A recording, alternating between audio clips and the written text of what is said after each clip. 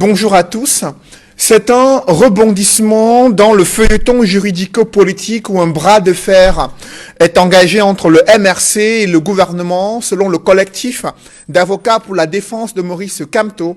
Le juge d'instruction militaire a abandonné les poursuites contre 62 personnes en les notifiant par ordonnance de non-lieu partiel. 38 ont été libérés et les autres comparaissaient déjà libres depuis l'ouverture de l'information judiciaire. Cependant, le principal adversaire politique du chef de l'État lors de la dernière élection présidentielle reste en prison. Maurice Kamto et 163 autres personnes sont renvoyées en jugement devant le tribunal militaire et au regard des chefs d'accusation, le mouvement pour la renaissance du Cameroun a du mal à comprendre pourquoi certains sont libérés pour les mêmes faits et d'autres sont renvoyés devant le tribunal militaire pour l'ouverture d'un procès. Pour le MRC, cela démontre le caractère arbitraire et politique de la procédure. Au sein du gouvernement, l'on refute officiellement l'immixtion du pouvoir exécutif et brandit l'indépendance de la justice pour trancher dans cette affaire. Mais que cache le maintien en prison des leaders du MRC et la libération de certains de leurs camarades? Quelles sont les implications juridiques et politiques de l'ouverture d'un procès dans l'affaire qui oppose l'État du Cameroun contre le mouvement pour la renaissance du Cameroun, alors que les Camerounais attendent en vain des signes de décrispation politique? C'est la montée des dérives tribales qui est observée. Selon le journal Cameroun Tribune, l'universitaire Patrice Nganan a lancé un appel au génocide contre une communauté camerounaise. Dans un dossier, ce journal gouvernemental affirme que tous les Camerounais ont rejeté cet appel au génocide. Ces propos ont embrasé la toile. D'aucuns déplorent une indignation sélective et pointent du doigt la malgouvernance qui serait la principale cause de cette dérive tribale décriée à travers le Cameroun. Le poison du tribalisme qui se répand dans la société à travers la manipulation politique pour stigmatiser les communautés de certains candidats aux élections présidentielles. Quels sont les artifices utilisés pour attiser le discours de haine contre des communautés au Cameroun? Quels sont les dangers auxquels le Cameroun s'expose en laissant prospérer de telles dérives tribales, d'où qu'elles viennent? Ce silence du gouvernement inquiète plus d'un Camerounais au moment où le médiateur suisse est loin de faire l'unanimité. Selon le journal Jeune Afrique, les séparatistes boudent et remettent en cause la neutralité du Centre suisse pour le dialogue humanitaire. Et dans ce clair-obscur, d'anciens chefs d'État et de gouvernements africains envisagent d'organiser un colloque sur le Cameroun. Et l'Union africaine a reçu sur sa table une déclaration de la société civile qui souhaite que l'Union africaine s'engage dans l'urgence pour mettre un terme à ces violences meurtrières dans les régions anglophones et décrisper le climat sociopolitique dans ce pays. Ce dialogue national inclusif, tant attendu, est-il aujourd'hui hypothéqué au regard des suspicions qui entourent certains médiateurs? Ces questions, mesdames, messieurs, constituent l'ossature de droit de réponse. Bienvenue dans cette émission où le choc des idées fait jaillir la lumière des analyses effectuées sur ce plateau. Et pour cette nouvelle édition de droit de réponse, je reçois Cyril Sambaka. Bonjour. Bonjour Cédric, bonjour à tous les co-panélistes et surtout bonjour à tous les téléspectateurs. Vous avez passé de belles vacances? Merci, c'était très bien. Merci. Merci également d'être avec nous. Je précise que vous êtes le vice-président national de l'Union démocratique du Cameroun. Merci d'être avec nous ce dimanche. Également présent sur ce plateau avec nous, André Luther Ameka. Bonjour André. Bonjour et bonjour à tous les téléspectateurs d'Equinox Télévision. C'est toujours un plaisir de représenter le RDPC, le Parti de l'Unité et le parti qui prône l'intégrité territoriale du Cameroun. Merci de m'avoir invité.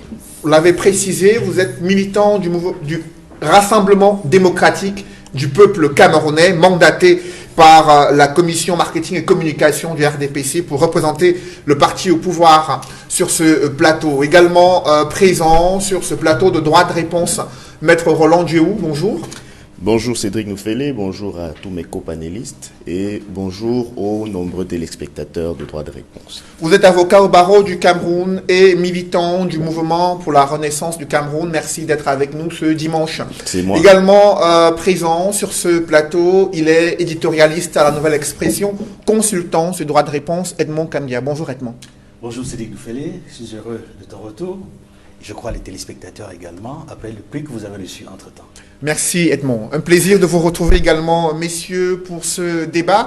D'entrée de jeu, ces dérives tribales observées depuis quelques mois au Cameroun et le journal Cameroun Tribune qui s'est intéressé aux propos de Patrice Nganan, universitaire d'origine camerounaise. Selon ce journal Cameroun Tribune, il a lancé un appel au génocide contre une communauté et ce journal gouvernemental a consacré tout un dossier en mettant en exergue des propos des citoyens camerounais qui s'indignent de cette sortie de Patrice Nganan. Edmond Kamdia, comment comprendre l'intérêt de Cameroun Tribune, de la presse, sur ces dérives tribales, notamment les propos de Patrice Nganan, universitaire installé aux États-Unis et d'origine camerounaise?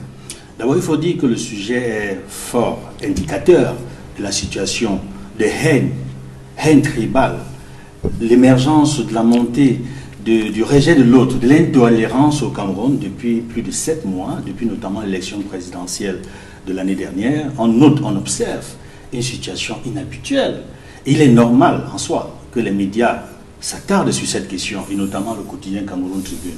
Mais je voudrais dire également qu'en dehors de Cameroun Tribune, d'autres médias se sont attardés sur la question en son temps, avant la sortie de Patrice Nganan, parce qu'avant lui, il y a eu d'autres sorties, tout aussi graves, qui n'ont pas suscité le même intérêt au sein du quotidien Cameroun Tribune.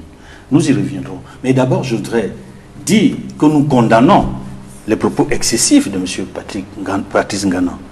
Parce que quand on le lit, sur la forme comme sur le contenu, il est difficile d'admettre que l'on jette en pâture une communauté, notamment la communauté Boulou, parce qu'il s'agit de cette communauté-là.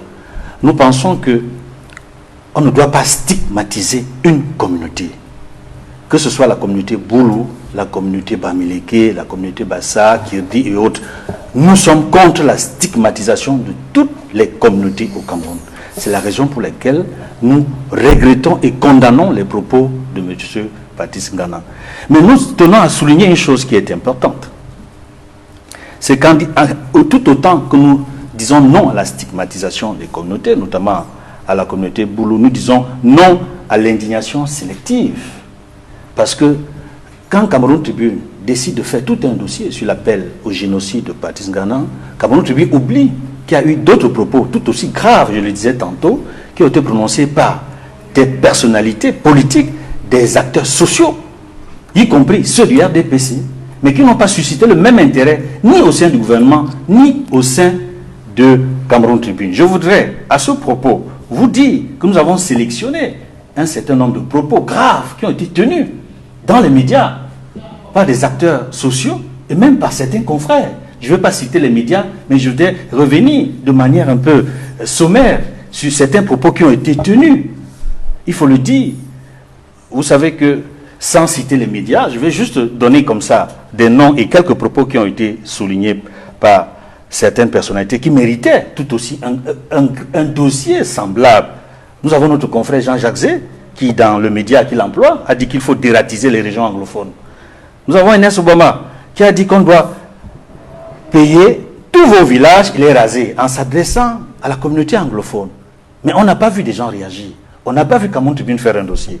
Nous avons vu Dieudonné Essomba, dans le même média, dire « La race porcine doit déguerpir Yaoundé pour rentrer chez eux. Bientôt, nous allons récupérer leurs immeubles et Kenkaïri. » Ça, c'est une citation. Je vais citer également Bandakani, dans un autre média que je ne vais pas citer, qui a dit que Paul Biya est même trop gentil avec les anglophones. La Constitution lui donne le droit de tuer tout le monde pour préserver l'unité du pays. Et il n'y a pas eu de réaction à ça, ni celle du gouvernement, ni du Cameroun Tribune. Et je dois préciser en passant que Bandakani est cet homme politique qui, à un moment donné, a appelé au meurtre de l'ambassadeur des États-Unis au Cameroun.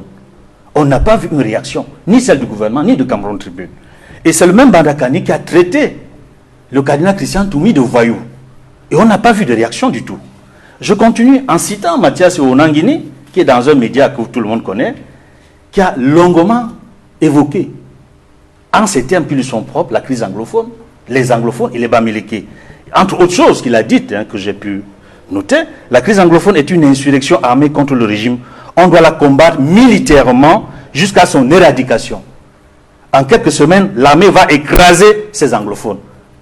En quelques semaines, nous sommes à 3 ans déjà.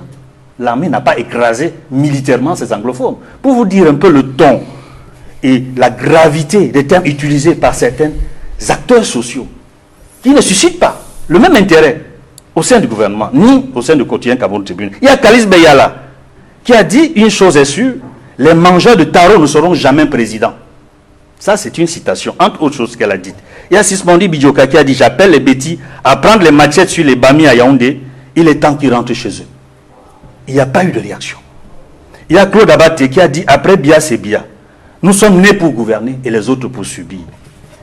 Je continue en citant Essomba Bengono, qui a été reçu et qui, dans un débat, a dit, est-ce que vous savez le nombre de fois où Dieu le Créateur a rasé l'espèce humaine pour constituer un peuple? Vous savez le nombre d'alliances que Dieu a faites avec les hommes? Il dit, je rase Sodome et Gomorrhe. Avec la gestuelle, il disait, je rase Sodome et Gomorrhe. Il rase, nous ne comptons pas les mots. Nous ne comptons pas les morts, c'est ce que Osemba Bengono a dit. Nous ne comptons pas les morts, nous comptons les Camerounais actifs. Fin de citation. Il répondait ainsi à une question sur le nombre de morts dans la guerre au nord-ouest et au sud-ouest. Donc, comptes-tu tous nos frères et sœurs du nord-ouest et du sud-ouest, ça lui importait peu. Je précise que Essomba Bengono est un député suppléant du RDPC, d'une région dans le centre. Je terminerai, parce qu'il y en a beaucoup, mais je terminerai tout simplement en évoquant la comparaison maladroite que le ministre délégué à la justice, Jean de Dieu Momo, a faite sur le peuple juif, victime de la Shoah, l'Holocauste, dans les chambres à gaz sous le régime d'Adolf Hitler, en Allemagne. Je disais bien la comparaison qu'il fait avec les Bamileke, dont il a annoncé le massacre sous le régime de Paul Biya. Tout ceci, c'est pour vous dire, M. Cédric Noufélé, que le sujet est grave. Que lorsque on s'attarde seulement sur les propos excessifs de Passy Ngana, c'est comme si rien ne s'est passé avant. Je tenais à rappeler tout cela pour dire que nous condamnons aussi bien ce que Ngana a dit et aussi bien tout ce que nous avons cité tantôt. Et ça suscite et ça mérite une réflexion de fond. Justement, on va en parler dans cette émission. J'aimerais à présent que Cyril Sambaka puisse exprimer sur ces dérives tribales qui sont observées dans le débat politique au Cameroun depuis cette élection présidentielle. Les acteurs sociaux, hommes politiques, personnalités publiques de premier plan qui ne se retiennent plus dans le langage, dans les mots choisis pour stigmatiser des communautés de certains candidats aux élections présidentielles. Et cela va très loin aujourd'hui. Quel est votre regard sur cette situation? Je dois dire que quand je vois en Europe, par exemple, comment ils sont en train de s'organiser, n'est-ce pas, pour un meilleur vivre des populations, je me pose la question, qu'est-ce qui se passe dans mon pays? En réalité, ce problème tribal ne date pas de 7 mois, il date depuis d'assez longtemps. Il s'est cristallisé, il s'est accentué même, et aujourd'hui, nous déplorons, avec l'arrivée des médias, pas des médias, des réseaux sociaux, n'est-ce pas, que tout cela se soit accentué. Et je dois dire que moi, en tant que Camerounais, je ne me reconnais pas dans cette façon de faire des choses. Parce que ce que moi je sais, c'est que Dieu a doté le Cameroun d'une diversité qui est en réalité une richesse. Mais politiquement, les manipulations se font à telle enseigne qu'au jour d'aujourd'hui, nous laissons le chemin qui nous mène au paradis pour foncer vers l'enfer. Ce qui arrive aujourd'hui, c'est l'enfer. Le Cameroun est au bord de l'implosion à cause des problèmes ethniques, ce qui constitue une richesse quand on les prend en termes de valeur. Vous pensez qu'on peut avoir toutes ces ethnies pour qu'elles disparaissent? Ce serait notre faiblesse. Moi, je pense que les gens qui attisent, qui utilisent, n'est-ce pas, les ethnies pour accéder au pouvoir ou pour conserver le pouvoir, font une erreur. C'est une erreur. Parce que, en réalité, quand on a un pays qui a autant d'ethnies, qui constituent des valeurs, qui constituent une richesse, aucune ethnie ne peut dominer l'autre. Il y a des circonstances. La longévité au pouvoir fait en sorte que, eh bien, ma foi, c'est tout le monde dans le RDPC qui dit, moi, j'ai pas encore eu de poste, il me faut un poste, il faut ceci. Et vous voyez, toutes ces années au pouvoir ont permis aux proches du président de la République d'avoir des strapontins. Et ça a trop duré. Bon, est-ce que c'est ça le seul problème? Parce que nous-mêmes, qui sommes des entrepreneurs, quand nous avons notre entreprise, on a toujours tendance à nous retourner vers le village, prendre des gens du village.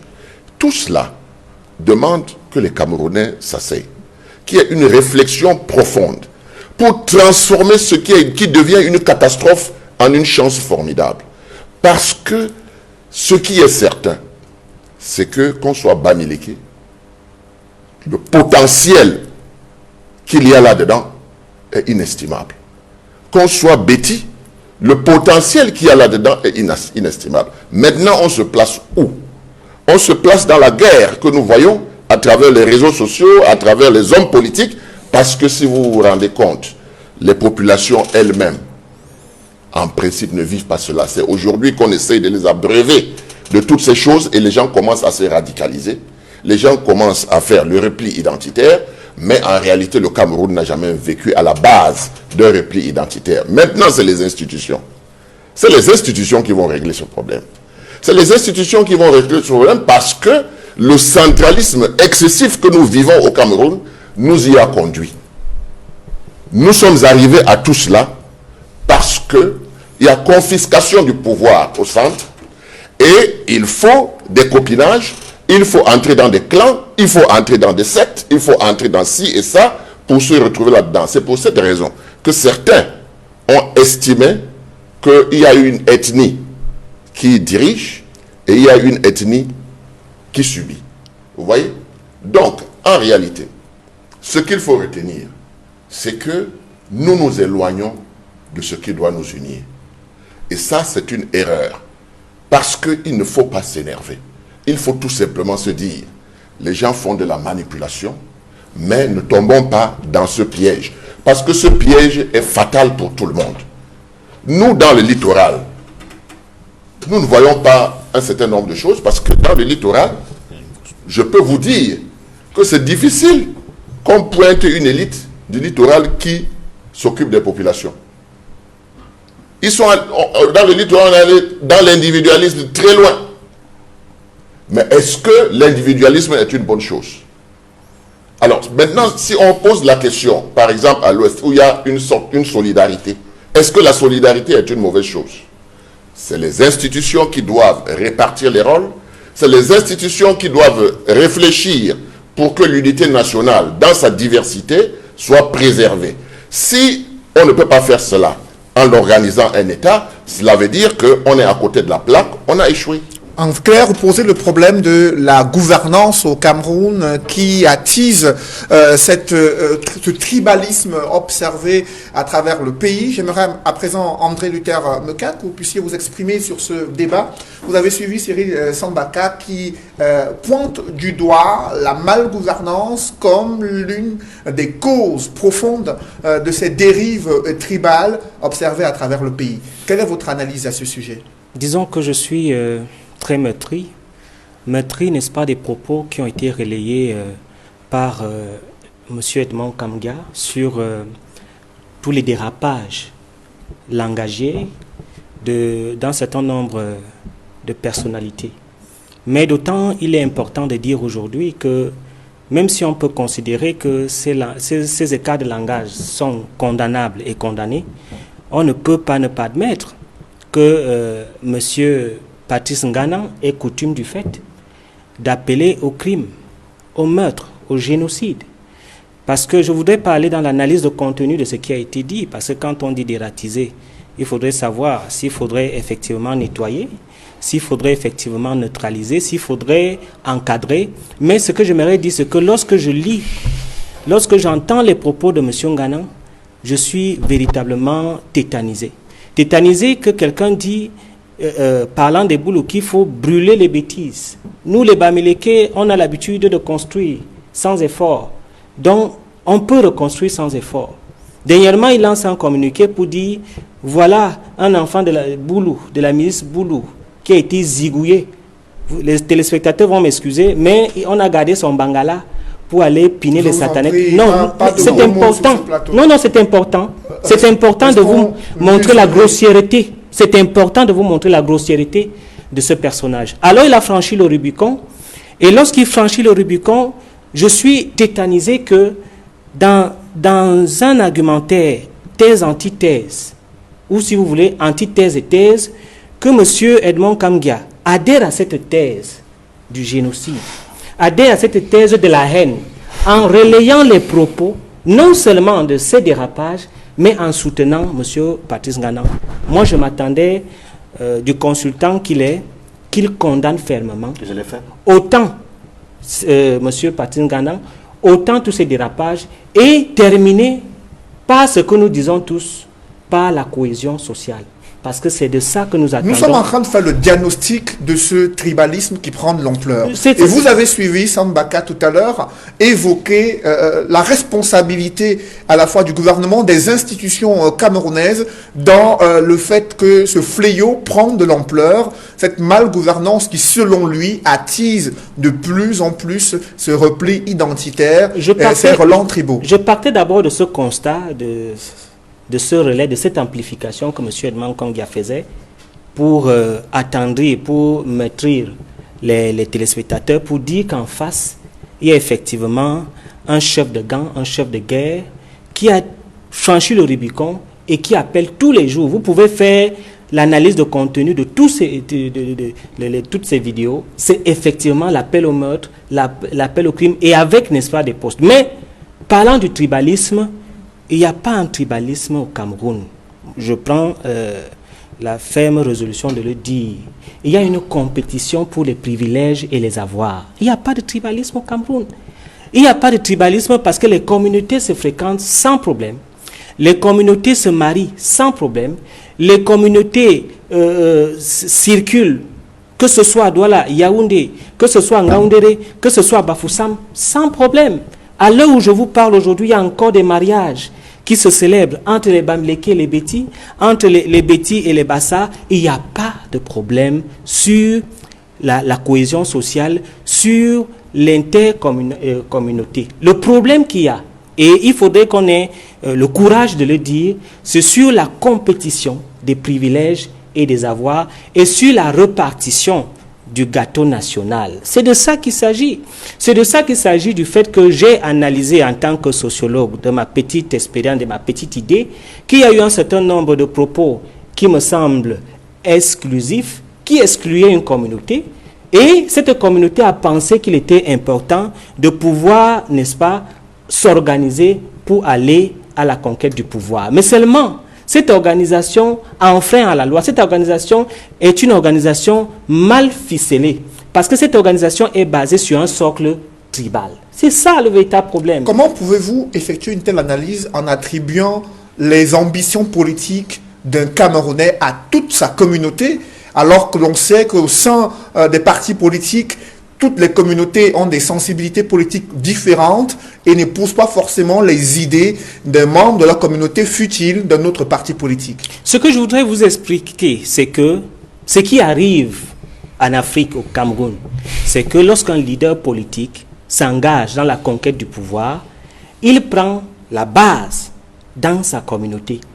Et l'Afrique des villages, effectivement, demande que lorsque vous êtes une personnalité, que vous allez à la conquête du pouvoir, vous devez être soutenu par le lien au sol, les ancêtres. Donc il y a un certain nombre de rituels, il y a un certain nombre de bénédictions qui sont inhérentes, n'est-ce pas, à la tradition qui vous accompagne, et il y a une fédération autour de votre personne. C'est ça que j'appelle l'arrière-garde politique, qui est effectivement tribale.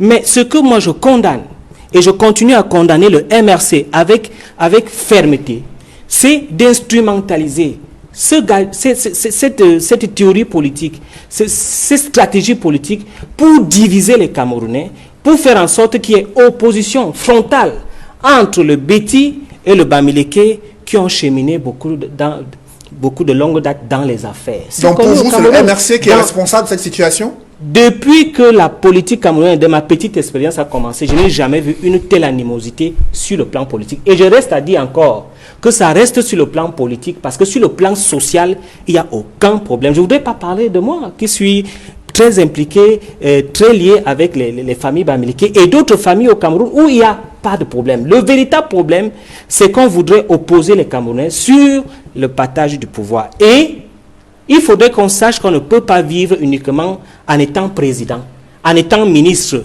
parce qu'un leader n'a pas été président de la Cour internationale de justice où il a été limogé ministre délégué à la justice, qu'il faut aller embastiller le village et pouvoir faire en sorte que tout le village puisse avoir des animosités avec les autres. C'est de ça qu'il s'agit. Et je considère, vous allez me donner la parole parce que je suis le seul ici à représenter le RDPC et je suis le seul. Tout le monde a la possibilité de s'exprimer, donner son point de vue. Je voudrais conclure en disant quoi? En disant que le MRC c'est mal organisé. Vous ne pouvez pas faire de la politique en ne pas respecter les lois, en créant des milices en Europe, en voulant créer des milices au Cameroun, parce qu'en fait, Valsero était recruté pour recruter des milices, en opposant les Camerounais sur le langage tribal. Alors, parce que M. Nganan qui parle est soutenu par le RMRC. M. Kamto, devant le Conseil constitutionnel, a parlé de passer un concours pour être boulou, s'il faille qu'il soit président. Pour moi, ce sont des lexiques, ce sont des mots qui ne doivent pas exister dans le vivre ensemble, dans la politique au Cameroun. Après vous, voilà le véritable problème qu'il y a j'aimerais maintenant pays. avoir la réaction de Maître Roland Duhou. André Luther Meka, représentant du RDPC sur ce plateau, estime que le MRC a attisé cette haine tribale après l'élection présidentielle où, selon lui, le MRC a perdu l'élection et a meute sa communauté pour son positionnement politique.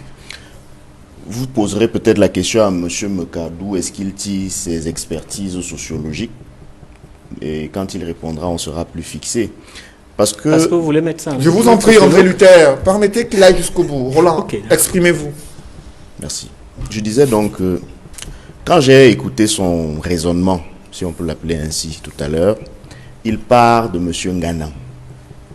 Il parle des appels au génocide. Il déforme les propos de M. Kamgia pour conclure brillamment sur le MRC. Je vous dis, c'est un argumentaire qui m'a dépassé. Vous voyez, pour certaines personnes dans ce pays, il suffit de dire « je suis sociologue », par exemple, pour donner l'impression que tout ce que je vais débiter après là, prenez ça pour argent comptant. C'est ce que ça veut dire. Je convoque, et je vais utiliser la théorie du miroir pour vous rappeler 2 ou 3 choses que vous avez dit tout à l'heure. Vous avez dit que pour vous, il peut être normal qu'on ait un fief, qu'on ait un bastion. Alors si vous trouvez ça normal, M. Meka, vous voulez expliquer aux Camerounais donc qu'il n'y a que le MRC qui a un bastion et le RDPC auquel vous appartenez n'en a pas. Vous avez dit tout à l'heure qu'au Cameroun, il n'y avait pas de problème de tribalisme, qu'il y avait une compétition pour la conquête des avantages. Vous voulez donc dire aux Camerounais qu'il y a cette compétition, c'est un match qui se joue avec une seule équipe. C'est-à-dire qu'il y a une seule équipe au stade, elle compétit contre elle-même. Vous ne dites pas assez que si jamais on pouvait stigmatiser la conquête du pouvoir ne fait face qu'à la confiscation du pouvoir. C'est les 2 faces d'une même pièce. C'est de la logique élémentaire, M. Meka. C'est de la logique de base. Une fois que j'ai fait cette petite précision, je n'aimerais pas qu'on s'éloigne trop du débat. Parce que vous savez qu'il y a un raccourci facile au Cameroun aujourd'hui. Pour ne pas adresser les questions au fond, on accuse le MRC d'avoir des milices, d'avoir voulu instrumentaliser une communauté pour accéder au pouvoir. On a insinué même là tout à l'heure que le professeur, le président Kamto, serait dans une quête désespérée du pouvoir simplement parce que il aurait été, par exemple, limogé du gouvernement. Monsieur Meka ne connaît pas la différence entre démissionner et être limogé. Je crois qu'un dictionnaire français l'aiderait bien à faire la distinction. Il prétend également que c'est pour avoir manqué d'être juge à la Cour internationale de justice qu'aujourd'hui on s'accroche ou on s'accrocherait au pouvoir suprême. Mais que M. Meka se pose aussi la question, est-ce que M. Biya ne peut vivre qu'en étant président de la République? Vous savez, on a été habitué à des courts longs séjours privés qui parfois ont des raisons médicales, entre guillemets, pour quelqu'un qui peut se reposer, pour quelqu'un qui peut faire ses mémoires, pour quelqu'un qui peut profiter de la vie. Vous savez, à cet âge-là, on raconte les histoires aux petits-enfants. À cet âge-là, on ne va plus aux Jeux Olympiques parce qu'on est physiquement fatigué. À cet âge-là, le cerveau n'est pas sûr qu'il tourne. On peut même parfois avoir des trous de mémoire. Et on ne peut donc pas s'accrocher à dire qu'on veut gouverner un pays qui, en 2019, fait compétition, non pas avec le petit Bamileke, non pas avec le petit Tewondo, non pas avec le petit Boulou, M. Meka, mais fait compétition avec le petit Sud-Coréen, avec le petit Chinois. Pire, je dis pire parce que on s'est laissé dépasser par des choses à cause de ce repli grégaire. Par le Rwanda. Vous savez ce que les Rwandais sont en train de faire en ce moment. Par le Nigeria, par l'Éthiopie, etc., etc. Et M. Meka, sur un plateau, nous explique que tout ça, tous nos retards, c'est parce que le MRC existe.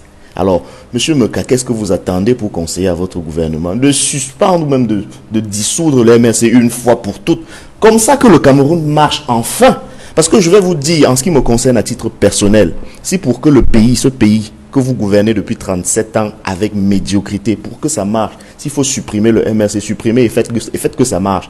Parce que voyez-vous, M. Noufele, un jeune de ma génération, quand il se pose la question de savoir ce que ce pays a bien pu faire pour lui, il regarde, il voit un désert.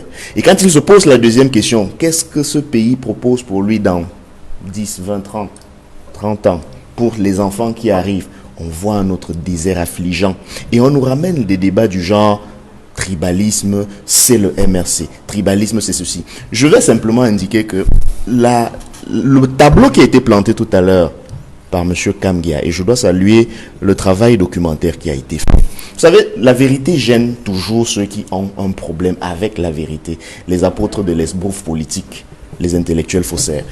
Parce que il a suffi qu'on rappelle à l'opinion publique que oui, effectivement, les propos de M. Ngana sont à condamner. Oui, nous le condamnons tous, et moi le premier. D'ailleurs, parce que ce n'est pas à moi qu'il apporte de l'aide. Au contraire, j'aurais beau, et c'est là le débat, j'aurais beau indiquer, M. Noufele, que je ne suis pas solidaire de M. Ngana. Les amis de M. Meka n'écouteront pas. J'aurais beau indiquer que M. Ngana, ce qu'il dit n'engage que lui. Les amis, les sociologues de l'école de M. Meka me diront, oh oui, il dit ça, mais, exactement comme on fait avec le MRC, qui devient finalement responsable de tout. Vous avez été témoin des désolidarisations, des prises de position, des discours officiels de tous les responsables du MRC. Tous. Personne, et je vous mets au défi de m'en rapporter la preuve du contraire, n'est de près ni de loin mêlé à tout ce que M. Meka a indiqué tout à l'heure. Mais il a le loisir de le dire calmement, sans l'effort de vérification qu'on attendrait d'un intellectuel. Mais il le dit. Quand il le dit, c'est parce que l'opinion publique pense comme lui. Les gens sont dans la facilité. On dit, oh, Ngana, il est certainement Bamileke comme Kamto. Forcément, ils sont ensemble. Et un sociologue sur un plateau de télévision vient nous donner une caution à ce genre de raisonnement. Mais ça ne me surprend pas. Le candidat qu'il a soutenu pendant les élections est théoricien de cela. Parce que voyez-vous, quand on a choisi, du point de vue idéologique, de mettre côte à côte libéralisme et communautarisme, l'analyse de base voudrait qu'on se pose la question, que veut dire libéralisme communautaire? C'est le libéralisme des communautés ou c'est les communautés qui sont libérées, etc., etc., etc. De toutes les façons, du point de vue de l'idéologue que M. Meka suit, le point d'ancrage de sa politique, c'est quoi? C'est le citoyen ou c'est la communauté? Si c'est la communauté qui doit désormais se mouvoir dans un système de libéralisme communautaire, ça explique le tribalisme institutionnel. Ça explique le fait que cet État observe les communautés s'entretuer sans rien faire. Parce que justement, dit-il, c'est le libéralisme communautaire. Et à ce propos, le président de la République, tout de même, sur sa page Facebook, il y a quelques mois, a appelé les Camerounais à travailler pour construire une véritable communauté nationale camerounaise et non être une juxtaposition des groupes ethniques. Cependant, la réalité, il y a de nombreuses dérives qui continuent malgré ces propos du président de la République. Comment comprendre le silence du gouvernement face à ces multiples dérives? Comment comprendre que ces sympathisants du président de la République montent au créneau, eux aussi, pour stigmatiser les communautés de certains candidats aux élections présidentielles? C'est une très bonne question, M. Noufeli. Je vais y répondre. Mais je voudrais d'abord dire à M. Meka, qui, tout à l'heure, a prétendu que je n'ai pas condamné les propos de M. Ngana, que je le soutiens et que je le défends, qui ne m'a sûrement pas écouté, comme les millions de téléspectateurs qui m'écoutent en ce moment. Si M. Meka veut me réécouter, s'il veut bien être présent en esprit et de corps, Attentif cette fois-ci, je vais le répéter. Nous avons dit, et je le répète, nous condamnons les propos excessifs et dangereux de M. Patrice Ngana. Parce que ce sont des propos qui divisent, qui n'unissent pas les Camerounais, qui font en sorte qu'on a l'impression que la stigmatisation des communautés est devenue la chose la mieux partagée. Or, ce n'est pas ce que nous, à Equinox, ce que nous, à la nouvelle expression, nous avons le devoir de promouvoir. Nous avons le devoir de promouvoir l'unité nationale, la paix sociale, la cohésion sociale. C'est pour cela que je le dis, M. Meka, suivez-moi bien, que nous dénonçons toute stigmatisation de communauté, qu'elle soit Bamileke, Beti, Boulou, Bassa, Kirdi. Je l'ai dit et je le répète, j'espère que vous m'avez écouté cette fois-ci. Parce que je dis exactement ce que j'ai déjà dit. Mais vous ne m'aviez peut-être pas écouté. Je tiens à préciser également, dans le même sens, que les Boulous sont et seront toujours nos frères. Avant, pendant et après le régime de M. Paul Biya. Ça aussi, il faut le noter, M. Meka. Vous me connaissez personnellement depuis de longues années. Je suis surpris que vous teniez de tels propos sur ma personne, alors que tout le monde écoute religieusement ce que je dis. Je vous dis également, par rapport à la question que vous avez posée, M. Noufeli, comment comprendre le silence du gouvernement sur ce déchaînement de haine depuis plusieurs mois dans ce pays? Dire que nous l'avons également constaté, mais fort heureusement, nous avons noté dans cette obscurité, dans cette ténèbre, une lueur d'espoir d'un membre du gouvernement qui n'a pas fait de la publicité sur un acte qu'il a posé. M. Philippe Mbargamboa. Il a, à un moment donné, dans ce déchaînement de haine et de colère contre les communautés, appelé des acteurs sociaux à son domicile. Des acteurs sociaux de différents bords. Il leur a demandé de réfléchir sur la manière par laquelle on peut baisser cette haine, on peut baisser cette intolérance entre les communautés au Cameroun. Je ne vais pas citer les noms des acteurs sociaux qui y étaient. C'était des acteurs sociaux de haut calibre, de qualité. C'est pour cela que je rends hommage à ce ministre, Philippe Mbargamboa, qui, à sa manière, a essayé de chercher des solutions pour baisser la tension. Et dans cette initiative à laquelle il a associé, je ne veux pas citer des personnalités, mais des acteurs de médias, on a vu comment, à un moment donné, il y a eu une baisse de tension. Mais très vite, la haine a repris. Parce qu'effectivement, de manière officielle, le gouvernement n'a pas réagi. Donc, au-delà des initiatives individuelles de quelques membres du gouvernement, dont celui que j'ai cité et que j'approuve, il est important que de manière officielle, le gouvernement réagisse et condamne ce qui est fait. Aussi bien par des acteurs du gouvernement, parce que, je le dis et j'assume, il y a un membre du gouvernement qui a été nommé et dont L'action, me semble-t-il, semble être la stigmatisation de la communauté à laquelle il appartient. Il s'appelle Jean de Dieu Momo. Nous pensions qu'il avait été nommé ministre délégué à la justice pour s'occuper des questions de la justice. Mais il est tous les jours, 24 heures sur 24, sur les réseaux sociaux. Il continue l'œuvre qu'il a annoncée à la CRTV et pour laquelle l'Israël, le pays ami, à travers son ambassadeur, a demandé des excuses immédiates du gouvernement et les a obtenues. Jusqu'aujourd'hui, ni le gouvernement, à travers son porte-parole, ni Jean de Dieu Momo ne s'est excusé auprès de la communauté qu'il a stigmatisée, la communauté à laquelle il appartient. Donc voilà le silence du gouvernement. Mais que comprendre à travers ce silence? Est-ce que ça signifierait que le gouvernement, ou alors le chef de l'État et son gouvernement sont complices? C'est une question qu'il faut se poser sérieusement. Parce que ce silence aurait dû être interrompu par le premier des Camerounais, qui dans tous ses actes officiels, qui dans tous ses discours, dénonce la division, promeut l'intégration nationale, l'unité nationale. Si c'était, il y a un éminent confrère qui a fait toute une thèse sur les silences présidentiels. Je ne vais pas le citer. Mais j'ai beau relire ce texte, j'ai du mal à comprendre le silence présidentiel sur cette question relative aux communautés. C'est pour dire, M. Noufele, permettez-moi de dire, d'ajouter encore deux choses importantes. Nous disons non à la stigmatisation des communautés, y compris la communauté Boulou, que M. Ngana a jeté en pâture à travers ses propos.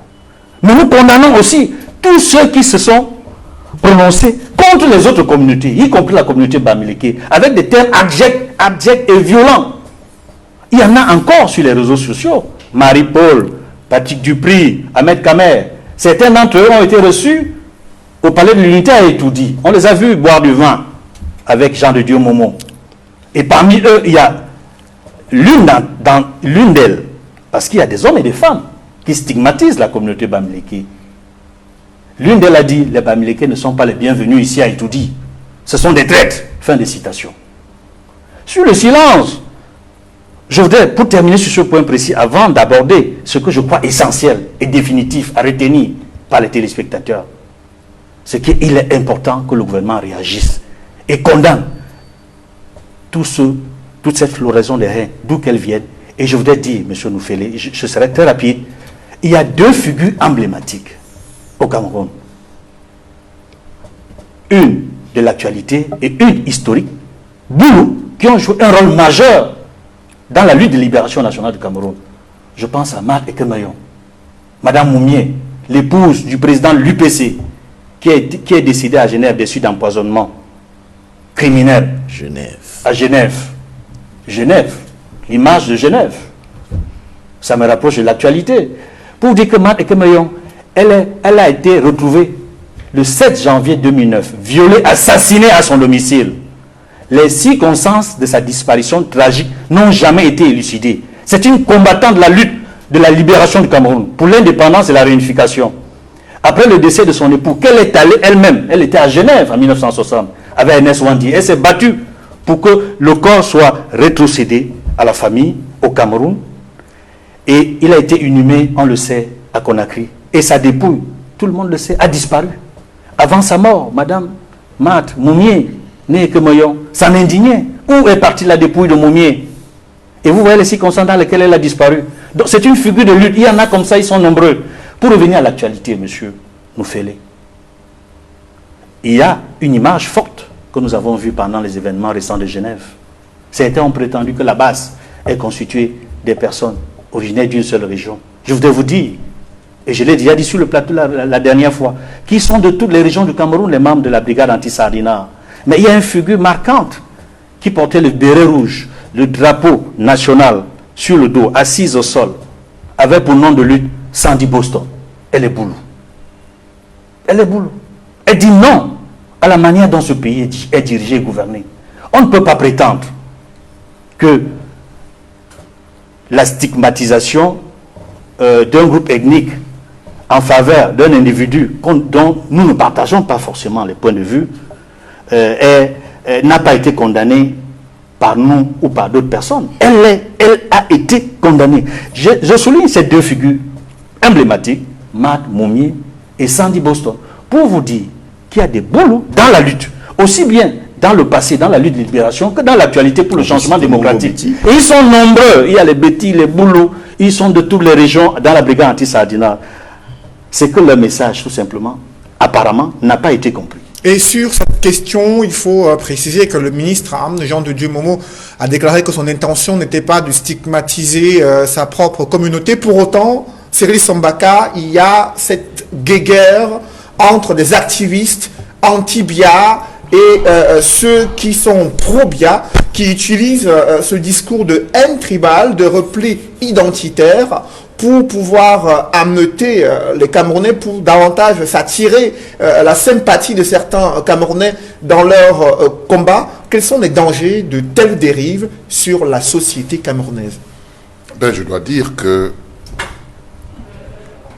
au contraire des pays comme le Ghana, où aujourd'hui sont à une autre étape, ils font revenir la diaspora, le Sénégal l'a fait et autres, le Cameroun est dans cette triste affaire. C'est vraiment triste parce que au Cameroun, on n'a pas le droit de se plaindre.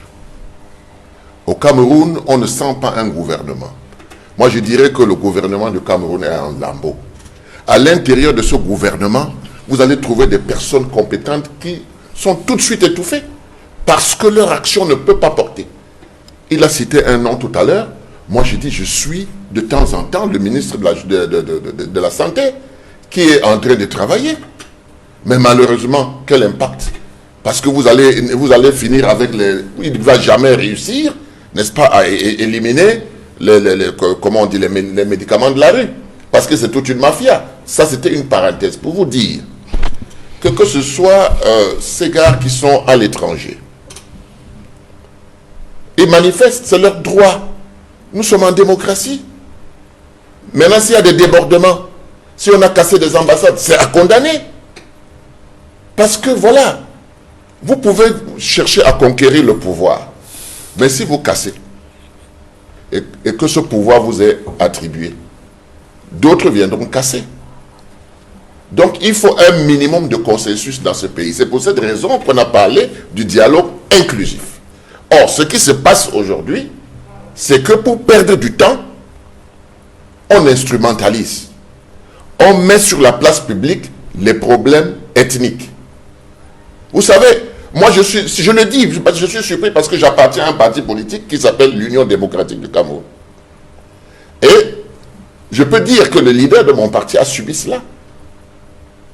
Parce qu'il a été un grand homme, parce qu'il a fait des choses, parce que le peuple où il appartient le reconnaît comme quelqu'un de valeureux. La démocratie au Cameroun ne veut pas que les Bamoun, par exemple, adhèrent à l'UDC. Tout de suite, c'est le tribalisme. Vous comprenez? Donc, quand je vois tout ça, ça n'a pas commencé aujourd'hui. Ce sont des choses qui ont existé.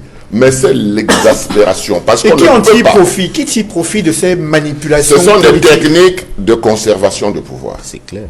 C'est des techniques de conservation de pouvoir. On va divertir les gens. Les gens vont se cogner, ils vont s'insulter, ils vont s'éloigner, alors que l'objectif, c'est de s'unir. Et moi, je vous dis que ce problème se résout en quelques semaines si nous nous asseyons autour d'une table, si nous fixons les objectifs que nous voulons atteindre pour le Cameroun, si nous reconnaissons que notre diversité doit être quelque chose de valeur, on va les identifier et on va se rendre compte que l'un ne peut pas avaler l'autre et que chacun est important. L'essentiel étant qu'on respecte les spécificités, l'identité que Dieu a voulu nous donner au Cameroun. Ce n'est pas pour rien qu'on a toutes ces ethnies. Alors, le président de la République a mis sur pied la commission de promotion du bilinguisme et du multiculturalisme. Pensez-vous que c'est une initiative qui vise à rassembler davantage les Camerounais que de les éloigner dans le cadre de leur communauté? Je vous dis, non, ce n'est pas possible. Pourquoi? Le vivre ensemble ne se fait pas à Yaoundé. Une fois pour toutes, il faut que les Camerounais le comprennent. Le vivre ensemble se fait à la base, là, dans les communes. Est-ce que vous voyez un tout petit peu le travail que les communes ont à faire pour immortaliser ce vivre ensemble. C'est dans les communes, ça ne se décrète pas à Yaoundé. La preuve, qu'est-ce qu'ils ont fait jusqu'aujourd'hui? Ils n'ont rien fait. Si, ils ont fait un rapport qui n'a pas été respecté par le gouvernement. Ils se sont achetés. Donc c'est pour vous dire que ce problème est tellement sérieux que je refuse, en tant qu'homme politique, de continuer à me divertir. Je me concentre sur l'essentiel. Parce que demain, pour nos jeunes, pour nos enfants, il faut qu'on leur laisse quelque chose, qu'on les amène sur une voie de développement. Parce que le retard que le Cameroun est en train de prendre à cause de ces problèmes de tribalisme et autres, ce retard-là, il faudra un jour le rattraper. Il faut donc qu'on commence à réfléchir sur comment est-ce qu'on va vivre ensemble et partager les valeurs que chaque tribu peut apporter. Donc là, nous sommes dans le positif. Et vous vous rendez compte que si on glisse vers le négatif, on va s'entretuer. Personne ne marchera plus en route en étant sûr de lui. Parce qu'il ne sait pas quel est le couteau qui va venir. Donc moi je dis, ce n'est pas le décret de Yaoundé qui règle le problème du Cameroun. La preuve, c'est qu'on s'enfonce davantage à cause du centralisme excessif. Vous connaissez ma passion pour la décentralisation. Et je vous dis que tous ces problèmes, nous devons aboutir à un nouveau contrat social au Cameroun qui va permettre, déjà, de faire de nos chefferies traditionnelles des endroits où on retrouve les valeurs, pas où on fouette les gens. Il faut qu'on le sache. De deux, nous avons été enfants ici, à Douala, nous allions en face du lycée de Newbel. Les dimanches, on y dansait le Mangambe, le Belskin, le Sewe, l'Ambasbe, le Sewe, tout ça. Nous avons connu tout cela. Si vous regardez les gars de Newbel, ils parlent Douala. C'est l'intégration. Qu'est-ce qu'on fait de l'intégration? Quand on nous divise là, vous allez vous soudoyer l'administration. On fait de vous un chef de 3e degré. C'est tous ces problèmes qu'on doit mettre sur la table. Le vivre ensemble, ça se fait à la base. Est-ce que vous savez, Cédric Noufélé, que le vivre ensemble a été initié par le président Aïdjo et que le terrain d'implémentation était l'ONCAM, en Konjok, où on a fait venir des Camerounais partout dans le Cameroun. On leur a donné des terres avec un soutien et on a lancé un projet. Il était question qu'on implémente ça dans tout le Cameroun. Tous les foyers. Dans toutes les provinces. Parce que l'élément pilote était dans l'ONCAM à Yabassi, qui est devenu Sodencam. Vous avez été faire un tour à Yabassi? Moi, je suis un ressortissant de Yabassi. C'est déplorable.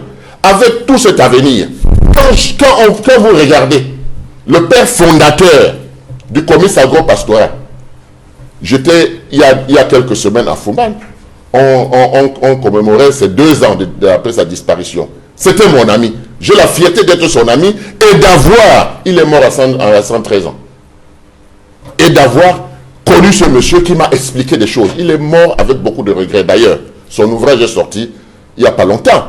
C'est pour comprendre que les idées, c'est ce qu'on attend du Cameroun. Parce que les idées n'ont pas de frontières. Vous pouvez sortir une idée ici qui grandit le Cameroun. Les comices agro-pastoraux ont permis le développement du Cameroun. Aujourd'hui, ça a disparu. Le projet de Yabassi n'a pas continué. Et vous voulez qu'avec cette misère-là, que les gens pensent à quoi? Ils pensent à casser des testés. La faute à qui? Ils se renvoient la balle. Asseyons-nous, réfléchissons sur l'avenir du Cameroun parce que les idées vont nous permettre de le faire. Ne laissons pas notre diaspora être avalée par l'Occident. Parce que l'Occident, lui, réfléchit. Au Cameroun, on ne veut pas voir les gens de la diaspora. Et pourquoi? Mais parce que ce sont des éventuels concurrents. Or, ceux qu'on a formés au Cameroun, et notamment à l'école de l'administration, ils ont échoué. Ils ont continué à faire comme s'ils étaient des colons. Ils ont échoué, ils n'ont pas pensé au développement. Et après 50 ans, le constat est là. Qui va venir nous relever si ce n'est pas nous tous? C'est la raison principale pour laquelle le dialogue inclusif doit permettre à tous les Camerounais de se relever. De se relever, mais dans des étages. Parce qu'on ne va pas faire ça à Yaoundé. On va faire ça aussi sur le terrain. Nous parlerons de ce dialogue dans cette émission, Cyril Sambaka. Vous avez fait un diagnostic sur la situation actuelle au Cameroun. Avec vous, André Luther Meka, le gouvernement a accusé de n'avoir pas fait assez pour promouvoir ce vivre ensemble, pour réduire à sa plus simple expression ces relents identitaires, ce tribalisme qui prend de l'ampleur aujourd'hui. Que faut-il faire pour mettre un terme à cette dérive tribale et éviter que le Cameroun ne plonge dans une situation incontrôlable? Disons que partout il y a des extrémistes. Et dans toute cohésion sociale, il y a ceux qui ne respectent pas la norme. Mais je voudrais vous dire ici que la cohésion sociale n'a pas de problème au Cameroun. Les Camerounais se fréquentent, les Camerounais circulent entre eux. Il y a une chaleur, une convivialité. Mais vous savez, il y a toujours ce qu'on appelle l'ethnocentrisme, c'est-à-dire la glorification de sa tribu. Vous allez voir la tribu des seigneurs, Bamileke Pawa, ainsi de suite, l'Enkwak, les Belobo. Ça peut exister dans les communautés sans que cela ne soit réfractaire à la cohésion sociale, parce que chacun aime, n'est-ce pas, ses origines, chacun aime ses ancêtres. Ce que moi j'aimerais dire, c'est qu'au-delà de faire preuve d'exaltation de la division et de démontrer que tout va mal, je pense qu'il y a un travail qui est en train d'être fait.